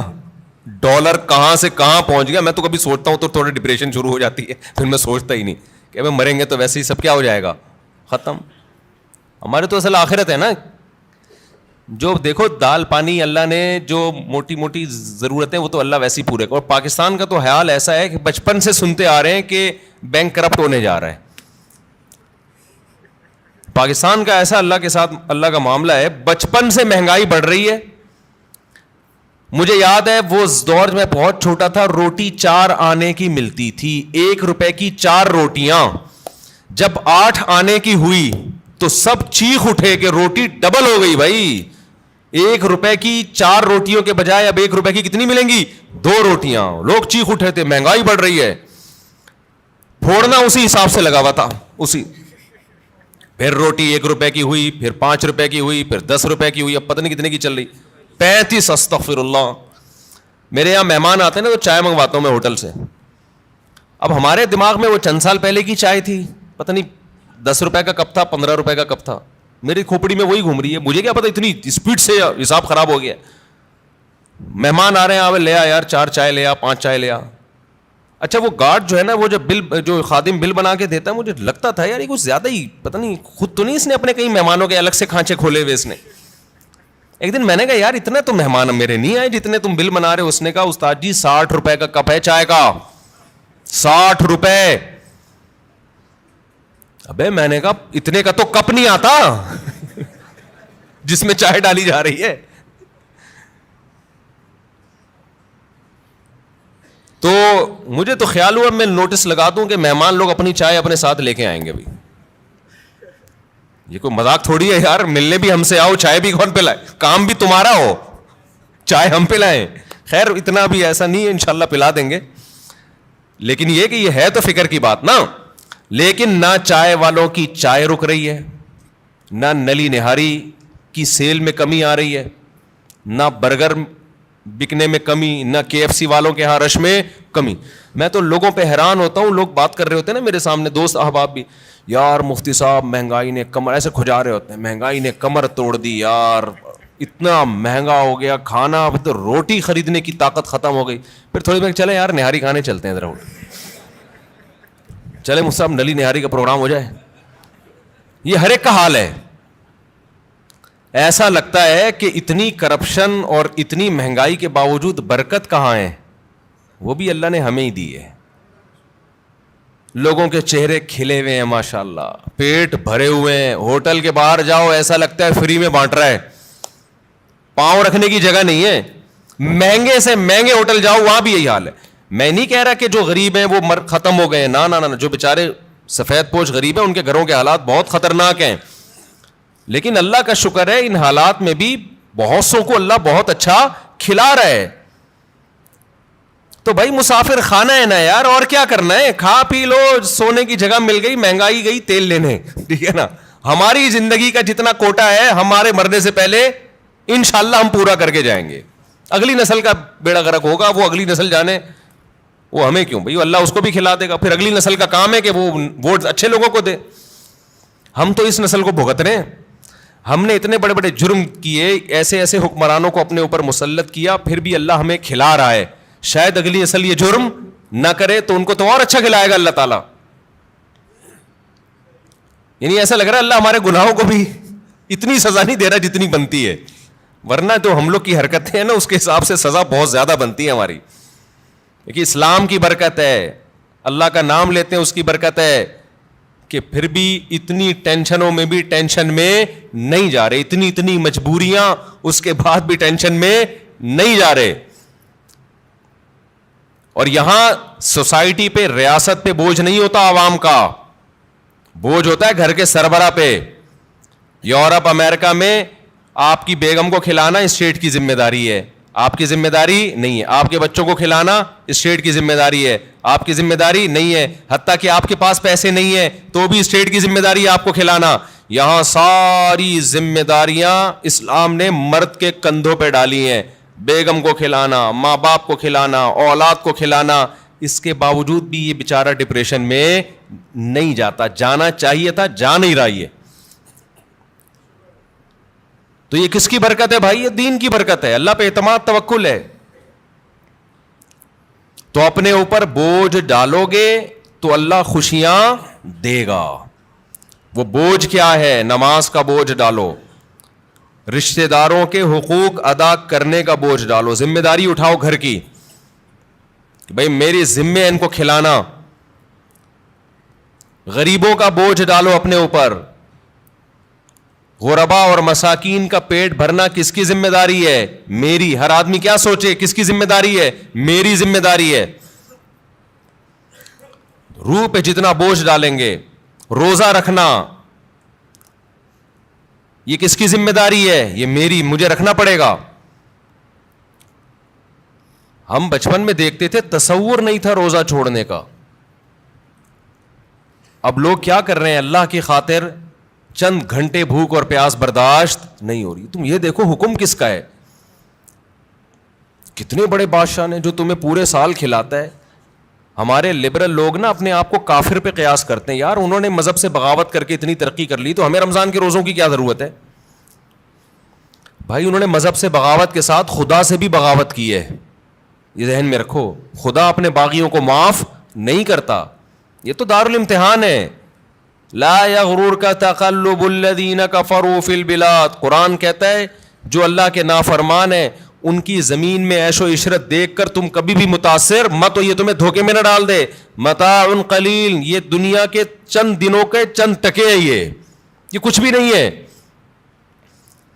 ثم مأواہم جہنم, اس کے بعد ان کا ٹھکانہ کیا ہے؟ جہنم کی آگ ہے. تو ابھی سے نیت کر لے, رمضان میں انشاءاللہ بھرپور طریقے سے روزے رکھیں گے, ایک روزہ بھی ضائع نہیں کریں گے.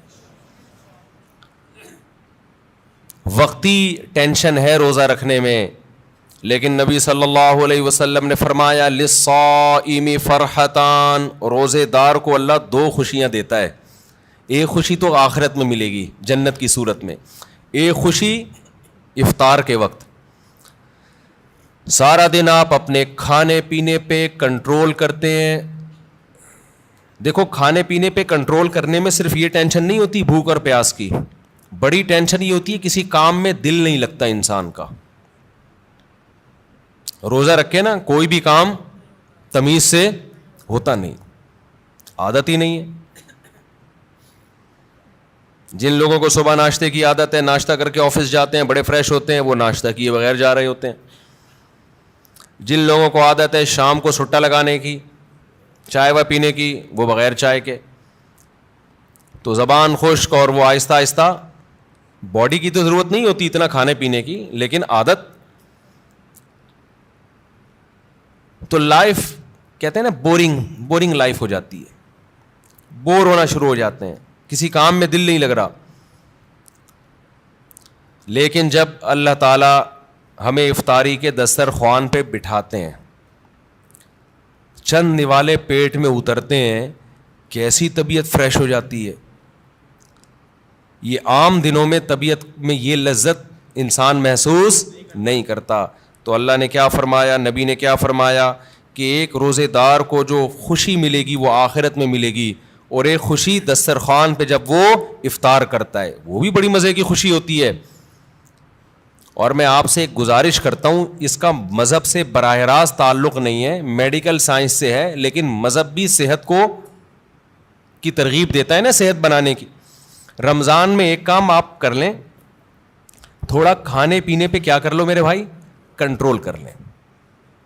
ہوتا یہ ہے کہ صبح سحری سے لے کے رات تک مغرب تک جب ہم بھوکے پیاسے رہتے ہیں ہماری باڈی کا فیٹ ختم ہونا شروع ہوتا ہے, باڈی نتھرنا شروع ہوتی ہے, جسم کی زکوٰۃ نکلنا شروع ہوتی ہے, جسم فریش ہونا شروع ہوتا ہے. اس کے بعد جو حساب کتاب افطار کے وقت میں پھوڑنا پھاڑنا ہوتا ہے اس سے باڈی کی ایسی کی تیسی ہو جاتی ہے. رمضان میں ہارٹ اٹیک کے واقعات میرا خیال ہے عام دنوں سے زیادہ ہی ہوتے ہیں. بھائی اللہ میاں نے کھانے کی چھٹی دی ہے, پھوڑنے کی چھٹی, کھانے اور پھوڑنے میں کیا ہے بولو, فرق ہے. نبی صلی اللہ علیہ وسلم نے فرمایا بدترین برتن جس کو بھرا جائے نا وہ انسان کا پیٹ ہے. کوئی برتن فل بھرا ہوا اللہ کو اتنا برا نہیں لگتا جتنا انسان کا پیٹ برا لگتا ہے اللہ کو. میں نہیں کہہ رہا کہ حرام ہے زیادہ کھا لیں آپ, حلال حرام کی بات نہیں ہے, ناپسندیدہ شریعت کی نظر میں بہرحال ہے, حرام نہیں ہے. اب آپ کہیں گے بھوکے پیاسے بھی کھانے بھی نہیں دے رہے اللہ میاں ابھی بھی پابندیاں لگا رہے ہیں. اللہ پابندی نہیں لگا رہا, لگا کھا لو, پھوڑ دو, جتنا پھوڑنا پھوڑ دو, پڑے ہوئے خود ہی ہو گئے نا, پھوڑ دو, حرام نہیں ہے لیکن پسندیدہ کام نہیں ہے. تو رمضان میں آپ اپنے آپ کو عادی بنا سکتے ہیں کم کھانے کا, اچھا کھانے کا. میں بھی سموسے پھوڑتا ہوں, پکوڑے پھوڑتا ہوں, لہذا میں آپ کو یہ کہوں کہ سموسے نہ کھائیں, پکوڑے نہ کھائیں, یہ غلط ہو جائے گا. جب میں کھانے لگوں گا میرے گھر والے میرا ہی بیان چلا دیں گے کہ آپ خود لوگوں کو بول رہے ہو کہ سموسے مت کھاؤ اور خود کیا کر رہے ہو, کھا رہے ہو. لہذا میں ایسی بات کیوں کروں جو میں خود نہیں کر رہا. لیکن ہم سب مل کے عزم کر لیتے ہیں آپس میں کہ تھوڑا کیا کریں گے, کنٹرول. میں بھی کوشش کروں گا. اب گھر والے کہیں گے بیان دیکھو, میں کہا میں نے کوشش کا وعدہ کیا تھا تو کوشش ہی تو ہو رہی ہے کہ میرا ہی بیان مجھے ہی سنایا جا رہا ہے. کوشش کی جا سکتی. سموسے بھی کھا لیں اعتدال سے. میں نے بہت دیکھا ہے لوگوں کو افطاری میں بہت زیادہ پھوڑتے ہیں, مسائل کھڑے ہو جائیں گے آپ کے لیے. شربت پہ شربت پیے جا رہے ہیں, چینی کے نا پیے جا رہے ہیں, کولڈ ڈرنک پہ کولڈ ڈرنک پیے جا رہے ہیں. اچھا کمال کی بات یہ کہ افطاری میں طبیعت سے پھوڑتے ہیں, پھر نماز کے بعد آ کے کھانا کھاتے ہیں. یہ آج تک کم از کم میری کھوپڑی میں یہ چیز نہیں آئی ہے کہ اب کھانا کیسے کھا رہے ہو یار.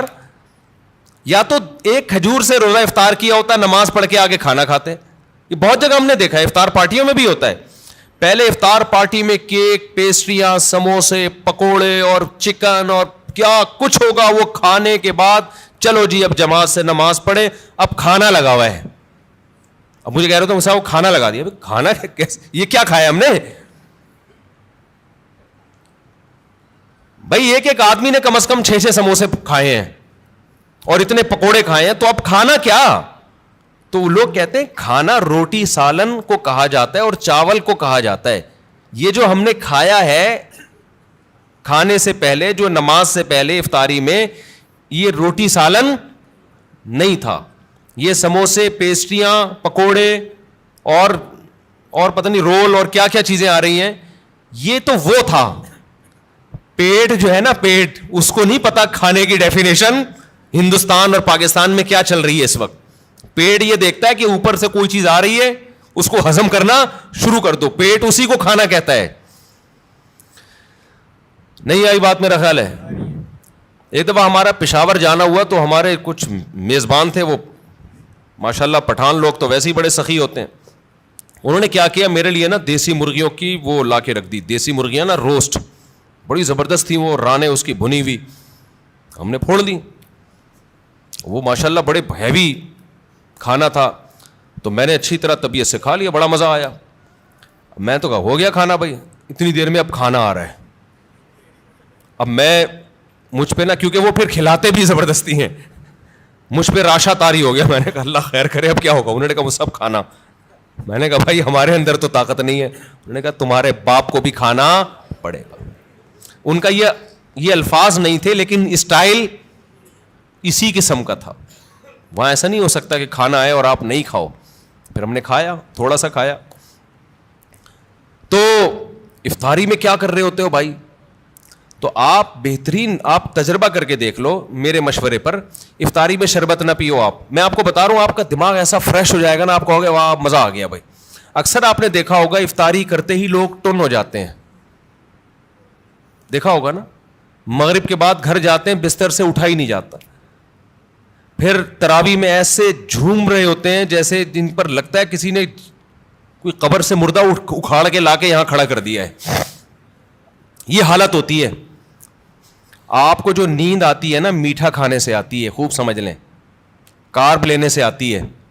آپ اپنی خوراک میں کاربوہائیڈریٹ کو کم کر دیں, آپ فریش بھی ہوں گے, نیند بھی نہیں آئے گی, جسم کو طاقت پوری ملے گی. آپ افطاری میں تجربہ کر کے دیکھ لیں, میٹھے میں صرف کھجور کھائیں آپ افطاری میں, اس سے نیند نہیں آئے گی. کھجور میں کوئی الگ ٹائپ کا میٹھا ہوتا ہے. آپ نے افطاری میں شربت نہیں پینا, آپ نے افطاری میں روٹی چاول نہیں کھانے, تھوڑے سے کھا لیں آپ, زیادہ نہیں کھائیں.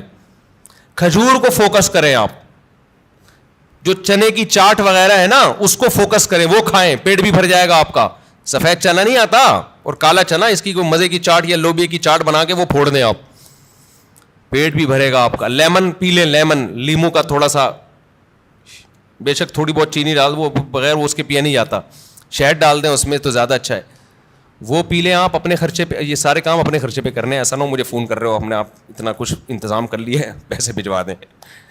تو کھجوریں پھوڑ دیں آپ افطاری میں, اور چاٹ واٹ سے پیٹ بھر لیں آپ, یہ چنے کی چاٹ وغیرہ سے نا, دہی بڑے وغیرہ سے, اس سے پیٹ بھر لیں آپ, تو آپ کو نیند نہیں آئے گی, آپ فریش ہو جاؤ گے, طاقت بھی پوری ملے گی آپ کو. اور یہ جو افطاری کر کے ٹن سے گھوم رہے ہوتے ہیں نا, اور تراویح میں بھی ادھر ادھر جھوم رہے ہوتے ہیں, یہ کیفیت آپ کی نہیں ہو. تو اس رمضان میں کوشش کر لیں روٹی چاول تھوڑا کم کر دیں, میٹھی چیزیں تھوڑا کم کر دیں. ہاں میٹھے میں کھجور کھا لیں آپ, اس سے انشاءاللہ کچھ نہیں ہوگا بلکہ فائدہ ہی ہوگا. تو یہ تھوڑا سا اس دفعہ ہمارے مشورے پہ آپ کنٹرول کر کے دیکھیں, مزہ نہ آئے پیسے واپس. تو آپ کو لگے گا آپ کی نگاہیں روشن ہو گئی ہیں, دماغ فریش ہو گیا ہے, آپ کا حافظہ اور اچھا ہو گیا. میں نے تجربہ کیا, میں ہوائی باتیں نہیں کر رہا.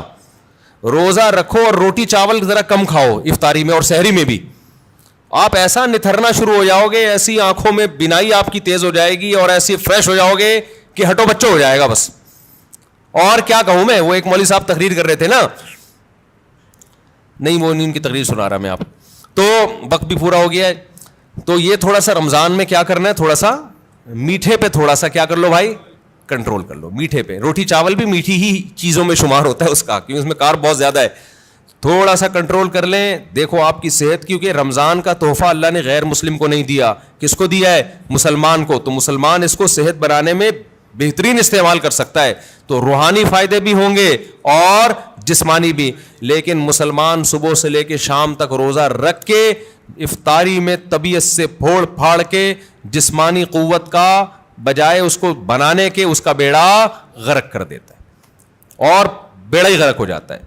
تو اللہ تعالی ہم سب کو ہدایت دے اور تمیز سے کھانے پینے کی توفیق عطا فرمائے. ایک تو اعلان سن لیں کہ میرے شیخ حضرت مفتی عبد الرحیم صاحب جن سے میں بیعت ہوں, ان کا ایک یوٹیوب چینل بن گیا مفتی عبد الرحیم کے نام سے, تو آپ لوگ اس کو سبسکرائب کریں. بہت بڑے بزرگ ہیں, بہت تجربہ ہے ان کا, تقوی, علم, اہل اللہ کی صحبت. وہ تو جب آپ ان کے بیانات سنیں گے تو آپ کو اندازہ ہوگا. تو بعض دفعہ انسان کے پاس علم بہت ہوتا ہے, تجربہ نہیں ہوتا, وہ بھی بعض دفعہ لوگوں کو گمراہ کر دیتا ہے. بعض دفعہ تجربے ہی ہوتے ہیں, علم نہیں ہوتا. بعض دفعہ دونوں چیزیں ہوتی ہیں, تقوی نہیں ہوتا, اللہ کا خوف نہیں ہوتا. بعض دفعہ تینوں چیزیں ہوتی ہیں, حکمت نہیں ہوتی جو اہل اللہ کی صحبت سے انسان کو حاصل ہوتی ہے. تو ان میں الحمدللہ یہ چاروں صفات ہیں, تبھی ہم نے ان کو اپنا شیخ بنایا ہے. تو اس لیے ان کا سن لیا کریں, بہت فائدہ ہوگا انشاءاللہ. اور جب کوئی انسان میں کوئی بڑی صلاحیت ہوتی ہے نا, کام اللہ بہت لیتے ہیں, تو اس کے خلاف پروپیگنڈا بھی بہت ہوتا ہے. ہمارے ملک میں پازیٹیو وے میں کام کرنا دنیا کا مشکل ترین کام ہے. کوئی شخص ممبر پہ بیٹھ کے الٹی پھینکنا شروع کرے نا تو لوگ اس کو پسند کرتے ہیں, زبردست, خاندانی. مخالفتیں کرتا رہے, وہ ایسا وہ ایسا وہ ایسا, فوج ایسی, عمران خان ایسا, مسلم لیگ ایسی. ہر ایک میں برائیاں بھی ہوتی ہیں, اچھائیاں بھی ہوتی ہیں, لیکن جو نیگیٹو باتیں کرے گا نا, سیاستدانوں کے کیڑے نکالنا شروع کرے گا, ان کو گالیاں دینا شروع کرے گا, حکمرانوں کو برا بھلا کہنا شروع کرے گا, اچھی چیز میں بھی برا بھلا کہہ رہا ہوگا. ہر چیز میں نیگیٹو بات جو کرتا ہے اس کا منجن ہمارے ہاں بہت جلدی بکتا ہے. لیکن جو کام کے لوگ ہوتے ہیں نا, جن کو تبدیلی لانی ہے, وہ یہ دیکھتے ہیں کہ منفی بات بیان کرنے کا, چاہے وہ صحیح بھی ہو, فائدہ ہے یا نہیں ہے. اس کی مثال ایسے دیکھو, ایک عورت کا میاں جو ہے وہ نالائق ہے, باہر اس کا چکر چل رہا ہے کہیں, بہت غلط کام کر رہا ہے نا یہ. اب آپ کو چاہیے کہ آپ اس کو جا کے بتاؤ, یار تم باہر کی عورتوں سے غلط کر رہے ہو, یہ تمہارا گھر خراب ہوگا, بری بات ہے, انسان کے بچے بن جاؤ. تو یہ اس کی علامت ہوگی آپ پازیٹیو وے میں کام کر رہے ہو. ایک طریقے یہ ممبر پہ آگے بیٹھو آپ اور بولو وہ فلاں جو ہے نا وہ بندہ غلط ہے, میں اس کی بیگم کو کہہ رہا ہوں کہ وہ بندہ غلط کر رہا ہے, اس کی بیگم تک میرا یہ پیغام جا کے پہنچا دو. یا اس کی بیوی کو جا کے بتا رہا ہے تمہارا میاں یہ کچھ کر رہا ہے. اس کا مطلب یہ آدمی سوسائٹی میں کوئی پازیٹیو تبدیلی نہیں چاہتا, بس اس کو حق بیانی کا شوق ہے. حق بیانی کا کیا ہے؟ شوق ہے بے موقع. اب جا کے اس کی بیگم کو بتانے کی کیا ضرورت تھی یار, لڑوا رہے ہو میاں بیوی میں, طلاقیں دلوا رہے ہو, اس سے کیا وہ چکر چھوڑ دے گا؟ آپ خود سمجھاؤ, اس کے باپ کو بتاؤ. اس طرح عورت کو شوہر کے خلاف, شوہر کو عورت کے خلاف, باپ کو بیٹے کے خلاف, بیٹے کو باپ کے خلاف. تو ہمارے ہاں بہت سے لوگ اس طرح سے ملک کی اصلاح کی کوشش کر رہے ہیں کہ عوام کو حکمرانوں کے خلاف, عوام کو اسٹیٹ کے خلاف, اور ایسی مخالفت ہونا جس سے فائدہ ہو کہ بھئی یہ غلط ہے یہ صحیح ہے. تو وہ مخالفت برائے مخالفت ہو رہی ہے, اس کے نتیجے میں ریاست کا بیڑا غرق ہونے والا ہے جو حالات چل رہے ہیں. تو پازیٹیو وے میں کام کرنے والے لوگ میں نے اپنی زندگی میں بہت تھوڑے دیکھے ہیں. چند ہیں بڑے بڑے علماء الحمدللہ جو بڑے پازیٹیو وے میں کام کر رہے ہیں, لیکن آپ یوٹیوب پہ دیکھو کہ ان کی مقبولیت نہیں ہے. لوگ سننا ہی نہیں چاہتے, لوگ نیگیٹو باتیں سننے کے عادی ہو گئے ہیں. ہر اچھے کام کی غلط توجیہ پیش کرنا, اور ہر غلط کام کے جو آپ کا لیڈر جو اچھا کر رہا ہے اس کو غلط کہنا, یعنی جو غلط کر رہا ہے اس کو اچھا کہنا, اور دوسرے کا لیڈر جو اچھا بھی کر رہا ہے اس کو بھی غلط کہنا. یہ پالیسی چل رہی ہے ہمارے یہاں. تو حضرت مفتی عبدالرحیم صاحب جو میرے شیخ و مرشد ہیں, وہ ان لوگوں میں سے ہیں جو الحمدللہ پازیٹیو وے میں کام کر رہے ہیں, اور بہت بڑے بڑے کام وہ کر چکے ہیں جس کا پبلک کو پتہ ہی نہیں ہے, کیونکہ ان کو نام کا بھی شوق نہیں ہے. ہم تو ان کے قریب رہے ہیں, 27 سال ہو گئے مجھے ان کے ساتھ رہتے ہوئے, ہمیں ان کے اخلاص کا پتہ ہے. لیکن جب ایک بات یاد رکھو, جب آپ پازیٹیو وے میں کام کرو گے نا, بہت سے لوگ آپ کی ٹانگیں کھینچیں گے. کوئی آپ کو اسٹیبلشمنٹ کا کہے گا, کوئی بھوٹ پالیشیا کہے گا, کوئی حکمرانوں کا وفادار کہے گا, جبکہ نہ وہ اسٹیبلشمنٹ سے 1 روپیہ لیتے ہیں, نہ کبھی لیا انہوں نے, نہ حکمرانوں سے ان کا کوئی مفاد ہے, لیا ہی نہیں کبھی نا. تو پازیٹیو وے میں کام کر رہے ہیں. تو آپ ذرا ان کو سنیں تو آپ کو اندازہ ہوگا کہ الحمدللہ کہ تمیز کے لوگ بھی دنیا میں موجود ہیں جن سے آپ کو بہت اچھی گائیڈنس ملے گی, اپنی زندگی میں تبدیلی لانے کا موقع ملے گا. آپ کہیں گے مفتی صاحب پھر آپ بھی تمیز کے بن جاؤ نا, جب اتنی تمیز باتیں کر رہے ہو. ہم جیسے ہم کو ویسے ہی رہنے دو بھائی, ہم بدتمیز ہی اچھے ہیں. ہم کیا ہیں؟ بدتمیز ہی اچھے ہیں. اچھا بھائی مفتی صاحب ہولی منانا کیسا ہے؟ انتہائی درجے کی بدتمیزی ہے. ابھی تمیز پہ بات چل رہی ہے نا. ہندو منائیں, آپ نہ مناؤ بھائی. اگر ہندو ہولی مناتے ہیں تو کیا انہیں روکنا چاہیے؟ اور مسلمانوں کے لیے مذہبی رواداری کی نیت سے ہولی میں شرکت کرنا کیسا ہے؟ دیکھو ان کو تو مت روکو, ان کا مذہبی تہوار ہے, ان کو کیوں روک رہے ہو بھائی؟ وہ ہندو ہے, وہ مسلمان تھوڑی ہے. باقی آپ نہ مناؤ. باقی مذہبی رواداری کے لیے, مذہبی رواداری میں یہ ہے کہ ان کو کرنے دو, بس اتنی رواداری کافی ہے, افورڈیبل ہے. اب شراب کوئی شخص پی رہا ہے تو پی رہا ہے نا, وہ پی رہا ہے, آپ اس کو نہ روکو. یہ تو نہیں کہ اس کے ساتھ جا کے پینا شروع کر دو. بھائی وہ ٹھیک ہے رواداری ہے یار, چھوڑو یار, اس کا مسئلہ ہے, ہمارا کیا مسئلہ ہے. تو لیکن میں نہیں کہہ رہا کہ ہولی پینا شراب جیسا ہے, لیکن ہمارے مذہب میں تو حرام ہے نا دوسرے مذہبی تہواروں پر عمل کرنا. تو اب وہ کر رہے ہیں, ان کو کرنے دو, ان کو نہ چھیڑو, لیکن آپ کے لیے اس میں شرکت جائز نہیں ہے. لوگ کہتے ہیں کہ بھائی ہندو بھی تو ہمارے تہواروں میں شریک ہوتے ہیں ہمارے ساتھ. بھائی ان کے مذہب نے ان کو نہیں روکا ہمارے تہواروں میں شرکت سے, ہمارے مذہب نے ہم کو روکا ہے. یہ اگر براڈ مائنڈڈ بننا شروع ہوئے نا تو اس کی کوئی بریکیں نہیں ہے. پھر آگے یورپ میں جاؤ گے, امریکہ میں جاؤ گے, وہ اس سے ہندوؤں سے 2 ہاتھ آگے ہیں, بہت ساری چیزیں ان کے یہاں لیگل ہیں, وہ کہتے ہیں یار یہ سب سیٹ ہے. تو آپ کب تک براڈ مائنڈڈ بنو گے؟ تو اپنا مذہب جو اسلام نے دیا ہے آپ کو, اور اسلام نے کہا ہے وَمَن يَبْتَغِ غَيْرَ الْإِسْلَامِ دِينًا, اللہ کی نظر میں صرف اسلام ہی ہے. تو جب آپ کا یہ دعویٰ ہے تو ہم اس سے باہر نہیں نکل سکتے. باقی ہم تشدد کے قائل نہیں ہیں, رواداری کے قائل ہیں, ہندوؤں کو کھلائیں پلائیں, ہدیے دیں, تحفے دیں. مذہبی تہوار میں نہ کرسمس میں عیسائیوں کے ساتھ شریک ہونے کی اجازت ہے, اور نہ ہولی میں ہندوؤں کے ساتھ شریک ہونے کی اجازت. باقی ان کے آپ اچھی طرح سے ملیں, ان کو کل غسل کرتے ہوئے گمان ہوتا رہتا ہے کہیں سے کوئی جگہ خوش نہ رہ گئی ہو. میرا دل چاہتا ہے ان کو پکڑ کے نا ایسے وہمیوں کو چترول لگاؤں, یہ مجھے پاگل بنا دیں گے. یہ جو وہمی لوگ ہیں نا, ان کے فونوں کو میں نے وہمی نمبر 35 تک محفوظ کیا ہوا ہے. اور ان کے ساتھ زیادہ آپ کو پتہ ہے نفسیاتی ڈاکٹر عموماً مریضوں کی کاؤنسلنگ کرتے کرتے تھوڑے دنوں میں خود نفسیاتی ہو جاتے ہیں. یہ مجھے کسی ڈاکٹر نے ہی بتایا, وہ پھر اپنا علاج کسی بڑے ڈاکٹر سے کر رہا ہوگا. آپ جس قسم کے طبقے میں زیادہ بیٹھتے ہو نا, تھوڑی دیر میں آپ کیا ہو جاتے ہو, وہی ہو جاتے ہو. اب وہمی آئیں گے, مجھے یہ جگہ خوش رہ گئی, یہ جگہ خوش رہ گئی, غسل نہیں ہو رہا. جب زیادہ سنتا ہے تو مجھے بھی 5 دفعہ ہوتا ہے پتہ نہیں میرا غسل ہوا کہ نہیں ہوا. حقیقت بتا رہا ہوں. تو ان لوگوں سے جان چھڑاؤ یار. ان کا علاج ان کا یہی ہے کہ ان کو کوئی وضو کرائے اور بول انسان کا بچہ بن کے جلدی سے وضو کرو, پتلی گلی سے نکل یہاں سے. یہی علاج ہوگا, اس کے علاوہ کوئی علاج نہیں ہے ان لوگوں کا. رمضان کا روزہ کیسے رکھیں, یہ کیا لکھا ہے بھائی, پتہ نہیں کیا لکھا ہے بھائی. یہ تو اللہ میاں کو اللہ میاں کیوں بولتے ہیں بھائی؟ اللہ میاں عرف میں اللہ میاں بولتے ہیں, عزت کا لفظ سمجھا جاتا ہے. مرحوم والدہ اگر خواب میں آ کر کہے میری قبر پر آؤ, اور پھر یہ کہنا کہ اچھا قضا روزہ کیسے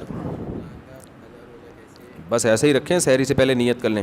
پھر یہ کہنا کہ زبان سے کہ مجھ سے قبر سے بلاوا آیا, کیا اس میں شرک اندیشہ ہے؟ نہیں, ایسا کوئی شرک اندیشہ نہیں ہے.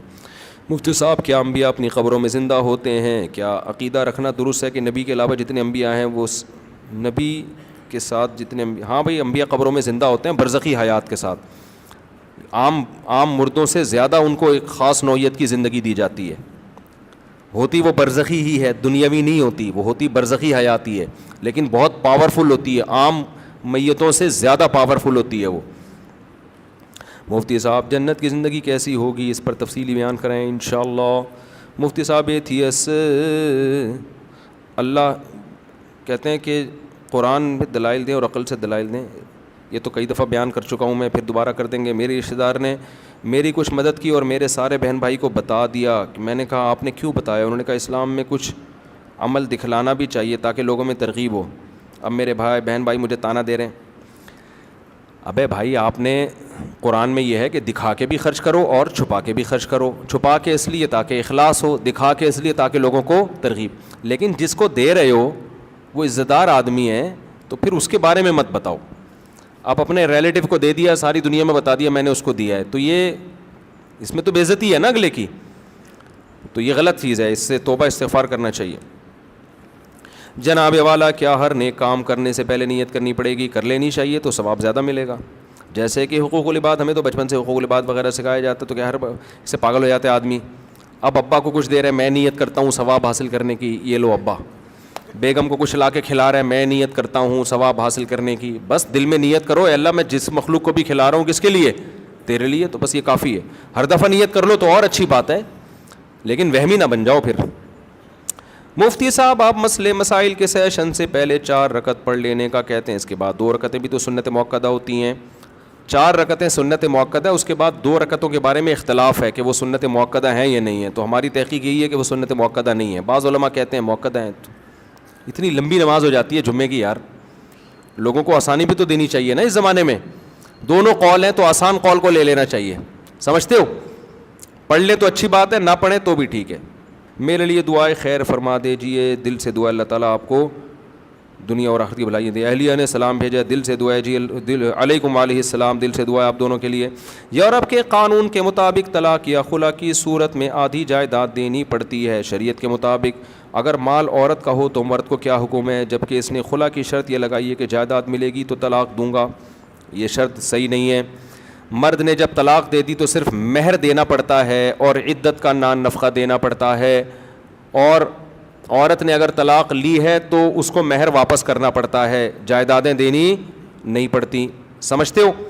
تو طلاق کی صورت میں جو یورپ میں قانون ہے کہ آدھی جائیداد عورت کی مرد کو دے دی جائے یا مرد کی عورت کو, یہ غیر شرعی قانون ہے, تو مرد کے لیے وہ لینا حلال نہیں ہے. اگر قانون نے فیصلہ کر دیا کہ عورت کی آدھی جائیداد مرد کو دی جائے گی تو مرد پر لازم ہے کہ وہ واپس کر دے. قانون نے فیصلہ کر دیا کہ آدھی جائیداد عورت کو دے دو تو عورت پر لازم ہے کہ وہ واپس کر دے. سمجھتے ہو کہ نہیں سمجھتے؟ ان کا قانون ہے, وہ اپنے حساب سے چلیں گے, ہم کس کے حساب سے چلیں گے؟ اپنے, کیونکہ اللہ کا قانون پہلے موجود ہے ہمارے سامنے. اچھا بھائی, مفتی صاحب آپ نے سورہ بقرہ کی تفسیر بیان کرتے ہوئے کہا تھا کہ بغیر علم ارادے کے کفری جملہ کہنے پر گناہ نہیں, پھر نکاح کی تجدید بھی. بعض دفعہ لوگوں کو پتہ نہیں ہوتا ہے, ایسی غلطی سے منہ سے کچھ نکل جاتا ہے, فوراً لوگ فتویٰ لگا دیتے ہیں. شلوار پینٹ کو ٹخنوں سے نیچے کرنے نماز پڑھنے سے نماز پر کیا اثر ہوتا ہے؟ نماز قبول نہیں ہوتی, حدیث میں ممانعت ہے. ان اللہ لا يقبل صلاة رجل مسبل ازارہ, کوئی بھی چیز جو نیچے آ رہی ہو نا تو آپ اس کو ٹخنوں سے نیچے نہیں لے جا سکتے, اس کو اوپر رکھنا ضروری ہے. ہوگا اور کسی نے بھائی کوئی سوال پوچھنا ہو یہاں سے؟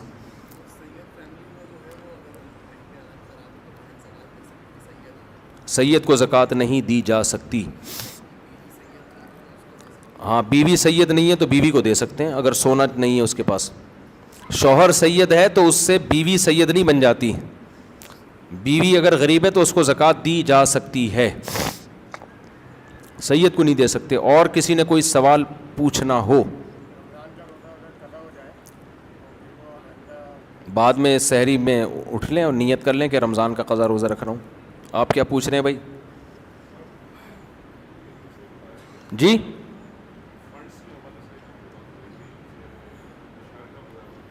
ہاں, اسلامی بینک میں ٹھیک ہے.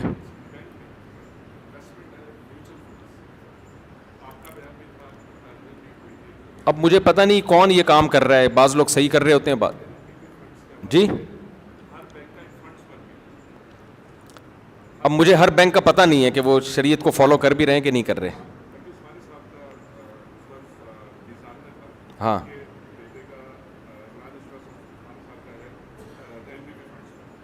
وہاں بھی جائز ہے, ہاں جائز ہے.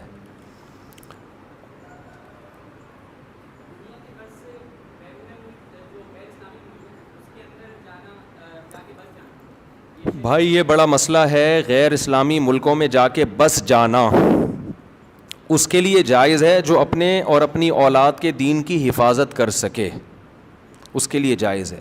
جو حفاظت نہ کر سکے اس کے لیے جائز نہیں. بعض لوگ یہاں خراب تھے وہاں جا کے صحیح ہو گئے, لیکن بعض یہاں صحیح تھے وہاں جا کے خراب. تو یہ جنرلی کوئی ایک یعنی ایسا نہیں ہے کہ ہر ایک پہ وہ اپلائی ہو سکے. ایک قاعدہ بیان کیا جاتا ہے کہ جو اپنے دین کی حفاظت کر سکتا ہے اس کے لیے جانا جائز ہے. لیکن روز بروز نا وہاں کے حالات خراب سے خراب تر ہوتے چلے جا رہے ہیں, کیونکہ اسکولوں میں ہومو سیکشولیٹی باقاعدہ پڑھائی جا رہی ہے, ترغیبیں دی جا رہی ہیں.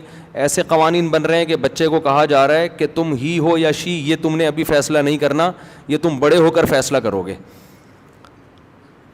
تو آپ بتاؤ رہ گیا پھر یار. تو آپ کے بچہ وہ خود کنفیوز ہوگا, میں پتہ نہیں کیا ہوں. ہمارے تو پیدا ہوتے ہی ختنے ہو جاتی ہے, اس کی 2 بکرے کٹ جاتے ہیں, ہم نے اسٹیمپ لگا دی کہ ہی ہے. لڑکی پیدا ہوئی, 1 بکرا کٹا, اسٹیمپ لگ گئی کہ یہ کیا ہے, شی ہے, قیامت تک کے لیے یہ شی رہے گی. ان کے ہاں بھی یہ ہے کہ یہ آپ کا رائٹ ہے کہ آپ خود فیصلہ کریں کہ آپ ہی ہیں یا شی. اگر آپ نے کہا کہ پیدا ہی ہوئے تھے, آپ نے کہا میں شی ہوں تو شی ہیں, بعد میں آپ کو خیال ہو نہیں ہے شی والا صحیح نہیں, وہ ہی والا ہی ٹھیک ہے, تو چلو ہی بن جاؤ. پھر خیال ہوا کہ یار وہ شی ٹھیک تھا تو شی بن جاؤ. تو کنفیوژن یہ ہے, میاں بیوی میں جو میاں تھا وہ بیوی بن جائے گا, بیوی میاں بن جائے گی. انہوں نے کہا نہیں, اب ہم میاں بیوی کھیلتے ہیں. تم میاں میں بیوی, جیسے بچے نہیں بچیاں کھیل رہی ہوتی ہیں, تو اب تم میاں تھے میں بیوی تھی, تو اب ہم نے اس طرح سے لائف کو انجوائے کیا. اب ایسا کرو میں میاں تم کیا ہو, تم بیوی. وہ کہتے چلو ٹھیک ہے, ایک ٹیکے کی دیر ہے. ایک میں نے بھی بیان کیا نا, تو اس پہ ایک لبرل انٹی بہت غصے میں, انہوں نے کہا یار کوئی مرد اور عورت کا فرق نہیں ہے, ایک ٹیکا لگاؤ آدمی عورت بن جاتا ہے, عورت آدمی. میرے بیان پہ اعتراض کیا ہوا تھا انہوں نے. تو مجھے خیال ان سے بولو ٹیکا لگائے بغیر کیوں نہیں بنتا, وہ ٹیکا کیوں لگانا ضروری ہے. تو اب تو ایک ٹیکے کے فاصلے پر ہیں, جو بننا ہے آپ ایک ٹیکا لگائیں بن جائیں. آپریشن ہوتا ہے چھوٹا موٹا سا. تو اب یہ اگر آپ چاہتے ہو کہ یہ آپ کی اولاد میں یہ چیزیں جائیں تو ٹھیک ہے بھائی, نہیں تو اسی غربت اور مہنگائی میں کیا کرو میرے بھائی, گزارا کرو. مہنگائی ہے, غربت ہے, لیکن جو ہی ہے وہ ہی ہے, جو شی ہے وہ کیا ہے, شی ہے. یہ بہت بڑی اللہ کی نعمت ہے الحمدللہ. آپ داماد کے بارے میں کنفیوز نہیں ہیں, ورنہ داماد کے بارے میں لوگ کنفیوز ہیں وہاں پہ, یہ پتہ نہیں میری بہو ہے کہ کم بخت داماد ہے, کیا ہے یہ. آپ کی بیٹی رخصت ہو کے جا رہی ہے کسی گھر میں, آپ کو یہی نہیں پتا کہ یہ گھر داماد بننے جا رہی ہے یا بہو بننے جا رہی ہے. یہ تو اتنی کنفیوژن پیدا ہو, اس کو کہتے ہیں براڈ مائنڈ. ہم کیا ہیں, آزاد خیال لوگ ہیں. تو ان کے یہاں یہ ہوگا بھائی, ہم لوگ کے یہاں ایسا نہیں ہوتا. ہم لوگ کے یہاں بیٹیاں رخصت ہو کے جاتی ہیں اور وہ بہو بنتی ہیں اور داماد ملتے ہیں جو پورے ہی ہوتے ہیں. کوئی کنفیوژن الحمدللہ اس میں ہمیں نہیں ہوتی. خواجہ سرا ہوتے ہیں, وہ پاکستان میں ٹوٹل 4000 خواجہ سرا ہیں جو سچی مچی کے ہیں, جو قدرت کی طرف سے ہیں. کروڑوں کی آبادی میں صرف کتنے ہیں, 4000. باقی سارے بنے ہوئے ہیں. جب ان کو پکڑا جائے نا تو پتہ چلے گا پورے آدمی ہیں یہ پیسہ کمانے کے لیے بنے ہوئے ہوتے ہیں. ورنہ جو قدرتی طور پہ جو خواجہ سرا پیدا ہوتے ہیں نا, ان کا ریشو 0.1% بھی میرا خیال ہے بہت کم ہے ان کا ریشو. اور وہ بھی اسلام میں خواجہ سرا کچھ نہیں ہوتا. اگر مردانہ علامتیں زیادہ ہیں تو وہ آدمی ہے, عورت والی علامتیں زیادہ ہیں تو کیا ہے, وہ عورت ہے. اس کے پورے عورت والے حقوق ہیں, وراثت. اور یہ تو ماں باپ ظلم کرتے ہیں, کوئی خواجہ سرا پیدا ہوتا ہے تو اس کو حوالے کر دیتے ہیں. اسلام میں حکم یہ ہے کہ اس میں اگر عورت والی علامتیں زیادہ ہیں تو بیٹیوں کی طرح پالو اس کو, مردوں والی علامتیں زیادہ ہیں تو بیٹوں کی طرح پالو اس کو. اور اب تو میڈیکل سائنس نے اور آسان کر دیا, عورتیں والی علامتیں ہیں تو آپریشن کر کے پورا عورت بنا دو اس کو, مردوں والی علامتیں ہیں تو آپریٹ کر کے پورا آدمی بنا دو. اب تو وہ مسئلہ بھی ختم ہو گیا. لیکن اب آپ دیکھو اللہ کی قدرت ہے, کدھر کو سوسائٹی جا رہی ہے ہماری. تو آپ ٹھیک ہے جاؤ لبرل ماحول میں رہو, لیکن پھر یہ کنفیوژن بہت پیدا ہوگی بچوں کے بارے میں. عقیقے میں بڑے مسئلے کھڑے ہو جائیں گے, کیا کریں, 2 کاٹیں کم بخت ایک کاٹیں. ایسا نہ ہو 2 کاٹے بڑے ہو کر اس نے کہا میں تو شی ہوں, آپ کہیں ایک کے پیسے ضائع کرا دیے, پیسے نکال, ہم نے تیرے 2 بکرے کاٹے تھے. تو بڑے مسائل پیدا ہو رہے ہیں. تو جن لوگوں کو یہ خطرہ ہے کہ وہاں یہ مسائل سے وہ نہیں نکل سکتے تو ان کے لیے ٹھیک نہیں ہے. جو یہ سمجھتے ہیں کہ نکل جائیں گے ہم ان مسائل سے, تو رہ لیں وہاں جا کے. میں نے ایک لڑکی کو اللہ کی رضا کے لیے چھوڑ دیا کیونکہ یہ حرام ہے. اب وہ لڑکی بد دعائیں دے رہی ہے, کیا وہ بد دعائیں بھی لگیں گی؟ نہیں لگیں گی بد دعائیں. اور دیکھو اس سے بڑی نیکی کوئی نہیں ہے کہ انسان اپنے محبوب کو خدا کی خاطر چھوڑ دے, اصل محبوب کی خاطر چھوڑ دے. یہ بہت بڑی قربانی ہے. تو اس پہ اللہ آپ کو انشاءاللہ دنیا میں بھی بہت نوازے گا, آخرت میں بھی بہت نوازے گا. تو یہ جو ہے نا اللہ کی خاطر آپ نے کیا. باقی بد دعاؤں کی پرواہ مت کرو. یہ بد دعائیں, اگر وہ کہتے ہیں نا کوے کی بد دعاؤں سے بیل مرتے تو کوئی بھی بیل زندہ نہ رہتا. اور آپ اس کو بلاک کر دو, گھننے بن کے بد دعائیں نہ لو اس سے. بعض دفعہ میسج دیکھ رہے ہیں, دیکھو کوئی نئی بد دعا تو نہیں آئی ہوئی. تو مقصد ہوتا ہے کہ اس انجوائے کرنا نا, تھوڑا دیکھیں محبوب نے کیا بھیجا ہے, اور خوش ہو رہا ہوتا ہے, کتنا ٹینشن میں ہے بھائی, زبردست. تو اس کا طریقہ یہ ہے کہ نسیم منسیہ, بلاک کر دیا نمبر, ختم. عزت دار آدمی بیوی رکھتا ہے بس, اس کے علاوہ اس کے پاس کوئی آپشن نہیں. اس کی فائدہ پھر وہ اپنی نسلوں میں اٹھاتا ہے. عزت دار اولاد ملتی ہے, غیرت مند اولاد ملتی ہے جو اس کو محبت دیتی ہے. اور جو ٹھرکی قسم کے لوگ ہوتے ہیں, سب سے بڑا نقصان اولاد کو پتہ ہوتا ہے میرا باپ 2 نمبر ہے, وہ باپ کو باپ والی عزت نہیں دیتی. سمجھتے ہو کہ نہیں سمجھتے؟ تو ہمارے گھروں میں جو عزت اور محبت ہیں یہ اسی وجہ سے ہے کہ ہمارے گھروں میں الحمدللہ مردوں میں میجورٹی پاک دامن ہے. اب خرابیاں آ رہی ہیں تو گھروں کا ماحول خراب ہوگا.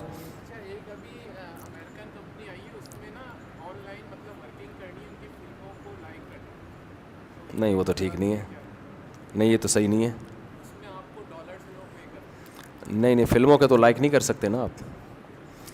تو تحقیق نہیں ہے, سننے میں آیا کہ سیریا یا ترکی میں ایسا واقعہ ہوا ہے, ملبے تلے پوری فیملی تھی, خاتون نما شکل میں ایک عورت آئی کہ میرے بچے اس ملبے کے نیچے ہیں. ہاں سب سن رہے ہیں. جب ان کو نکالا گیا تو ان کو بتایا کہ آپ کے انہوں نے کہا کہ آپ کے والدہ نے کہا تھا کہ ہمارے والدہ کو تو 1.5 سال ہو گئے. پتہ نہیں, واللہ عالم. ایسا ہو سکتا ہے, ممکن ہے, اللہ کی قدرت سے تو کچھ بعید نہیں ہے. جی جی اللہ کی قدرت سے تو کوئی بعید نہیں ہے بھائی. سبحانک اللہم و بحمدک. بھائی آخری سوال, بس بچہ کافی دیر سے پوچھ رہا ہے, جلدی بس آخری.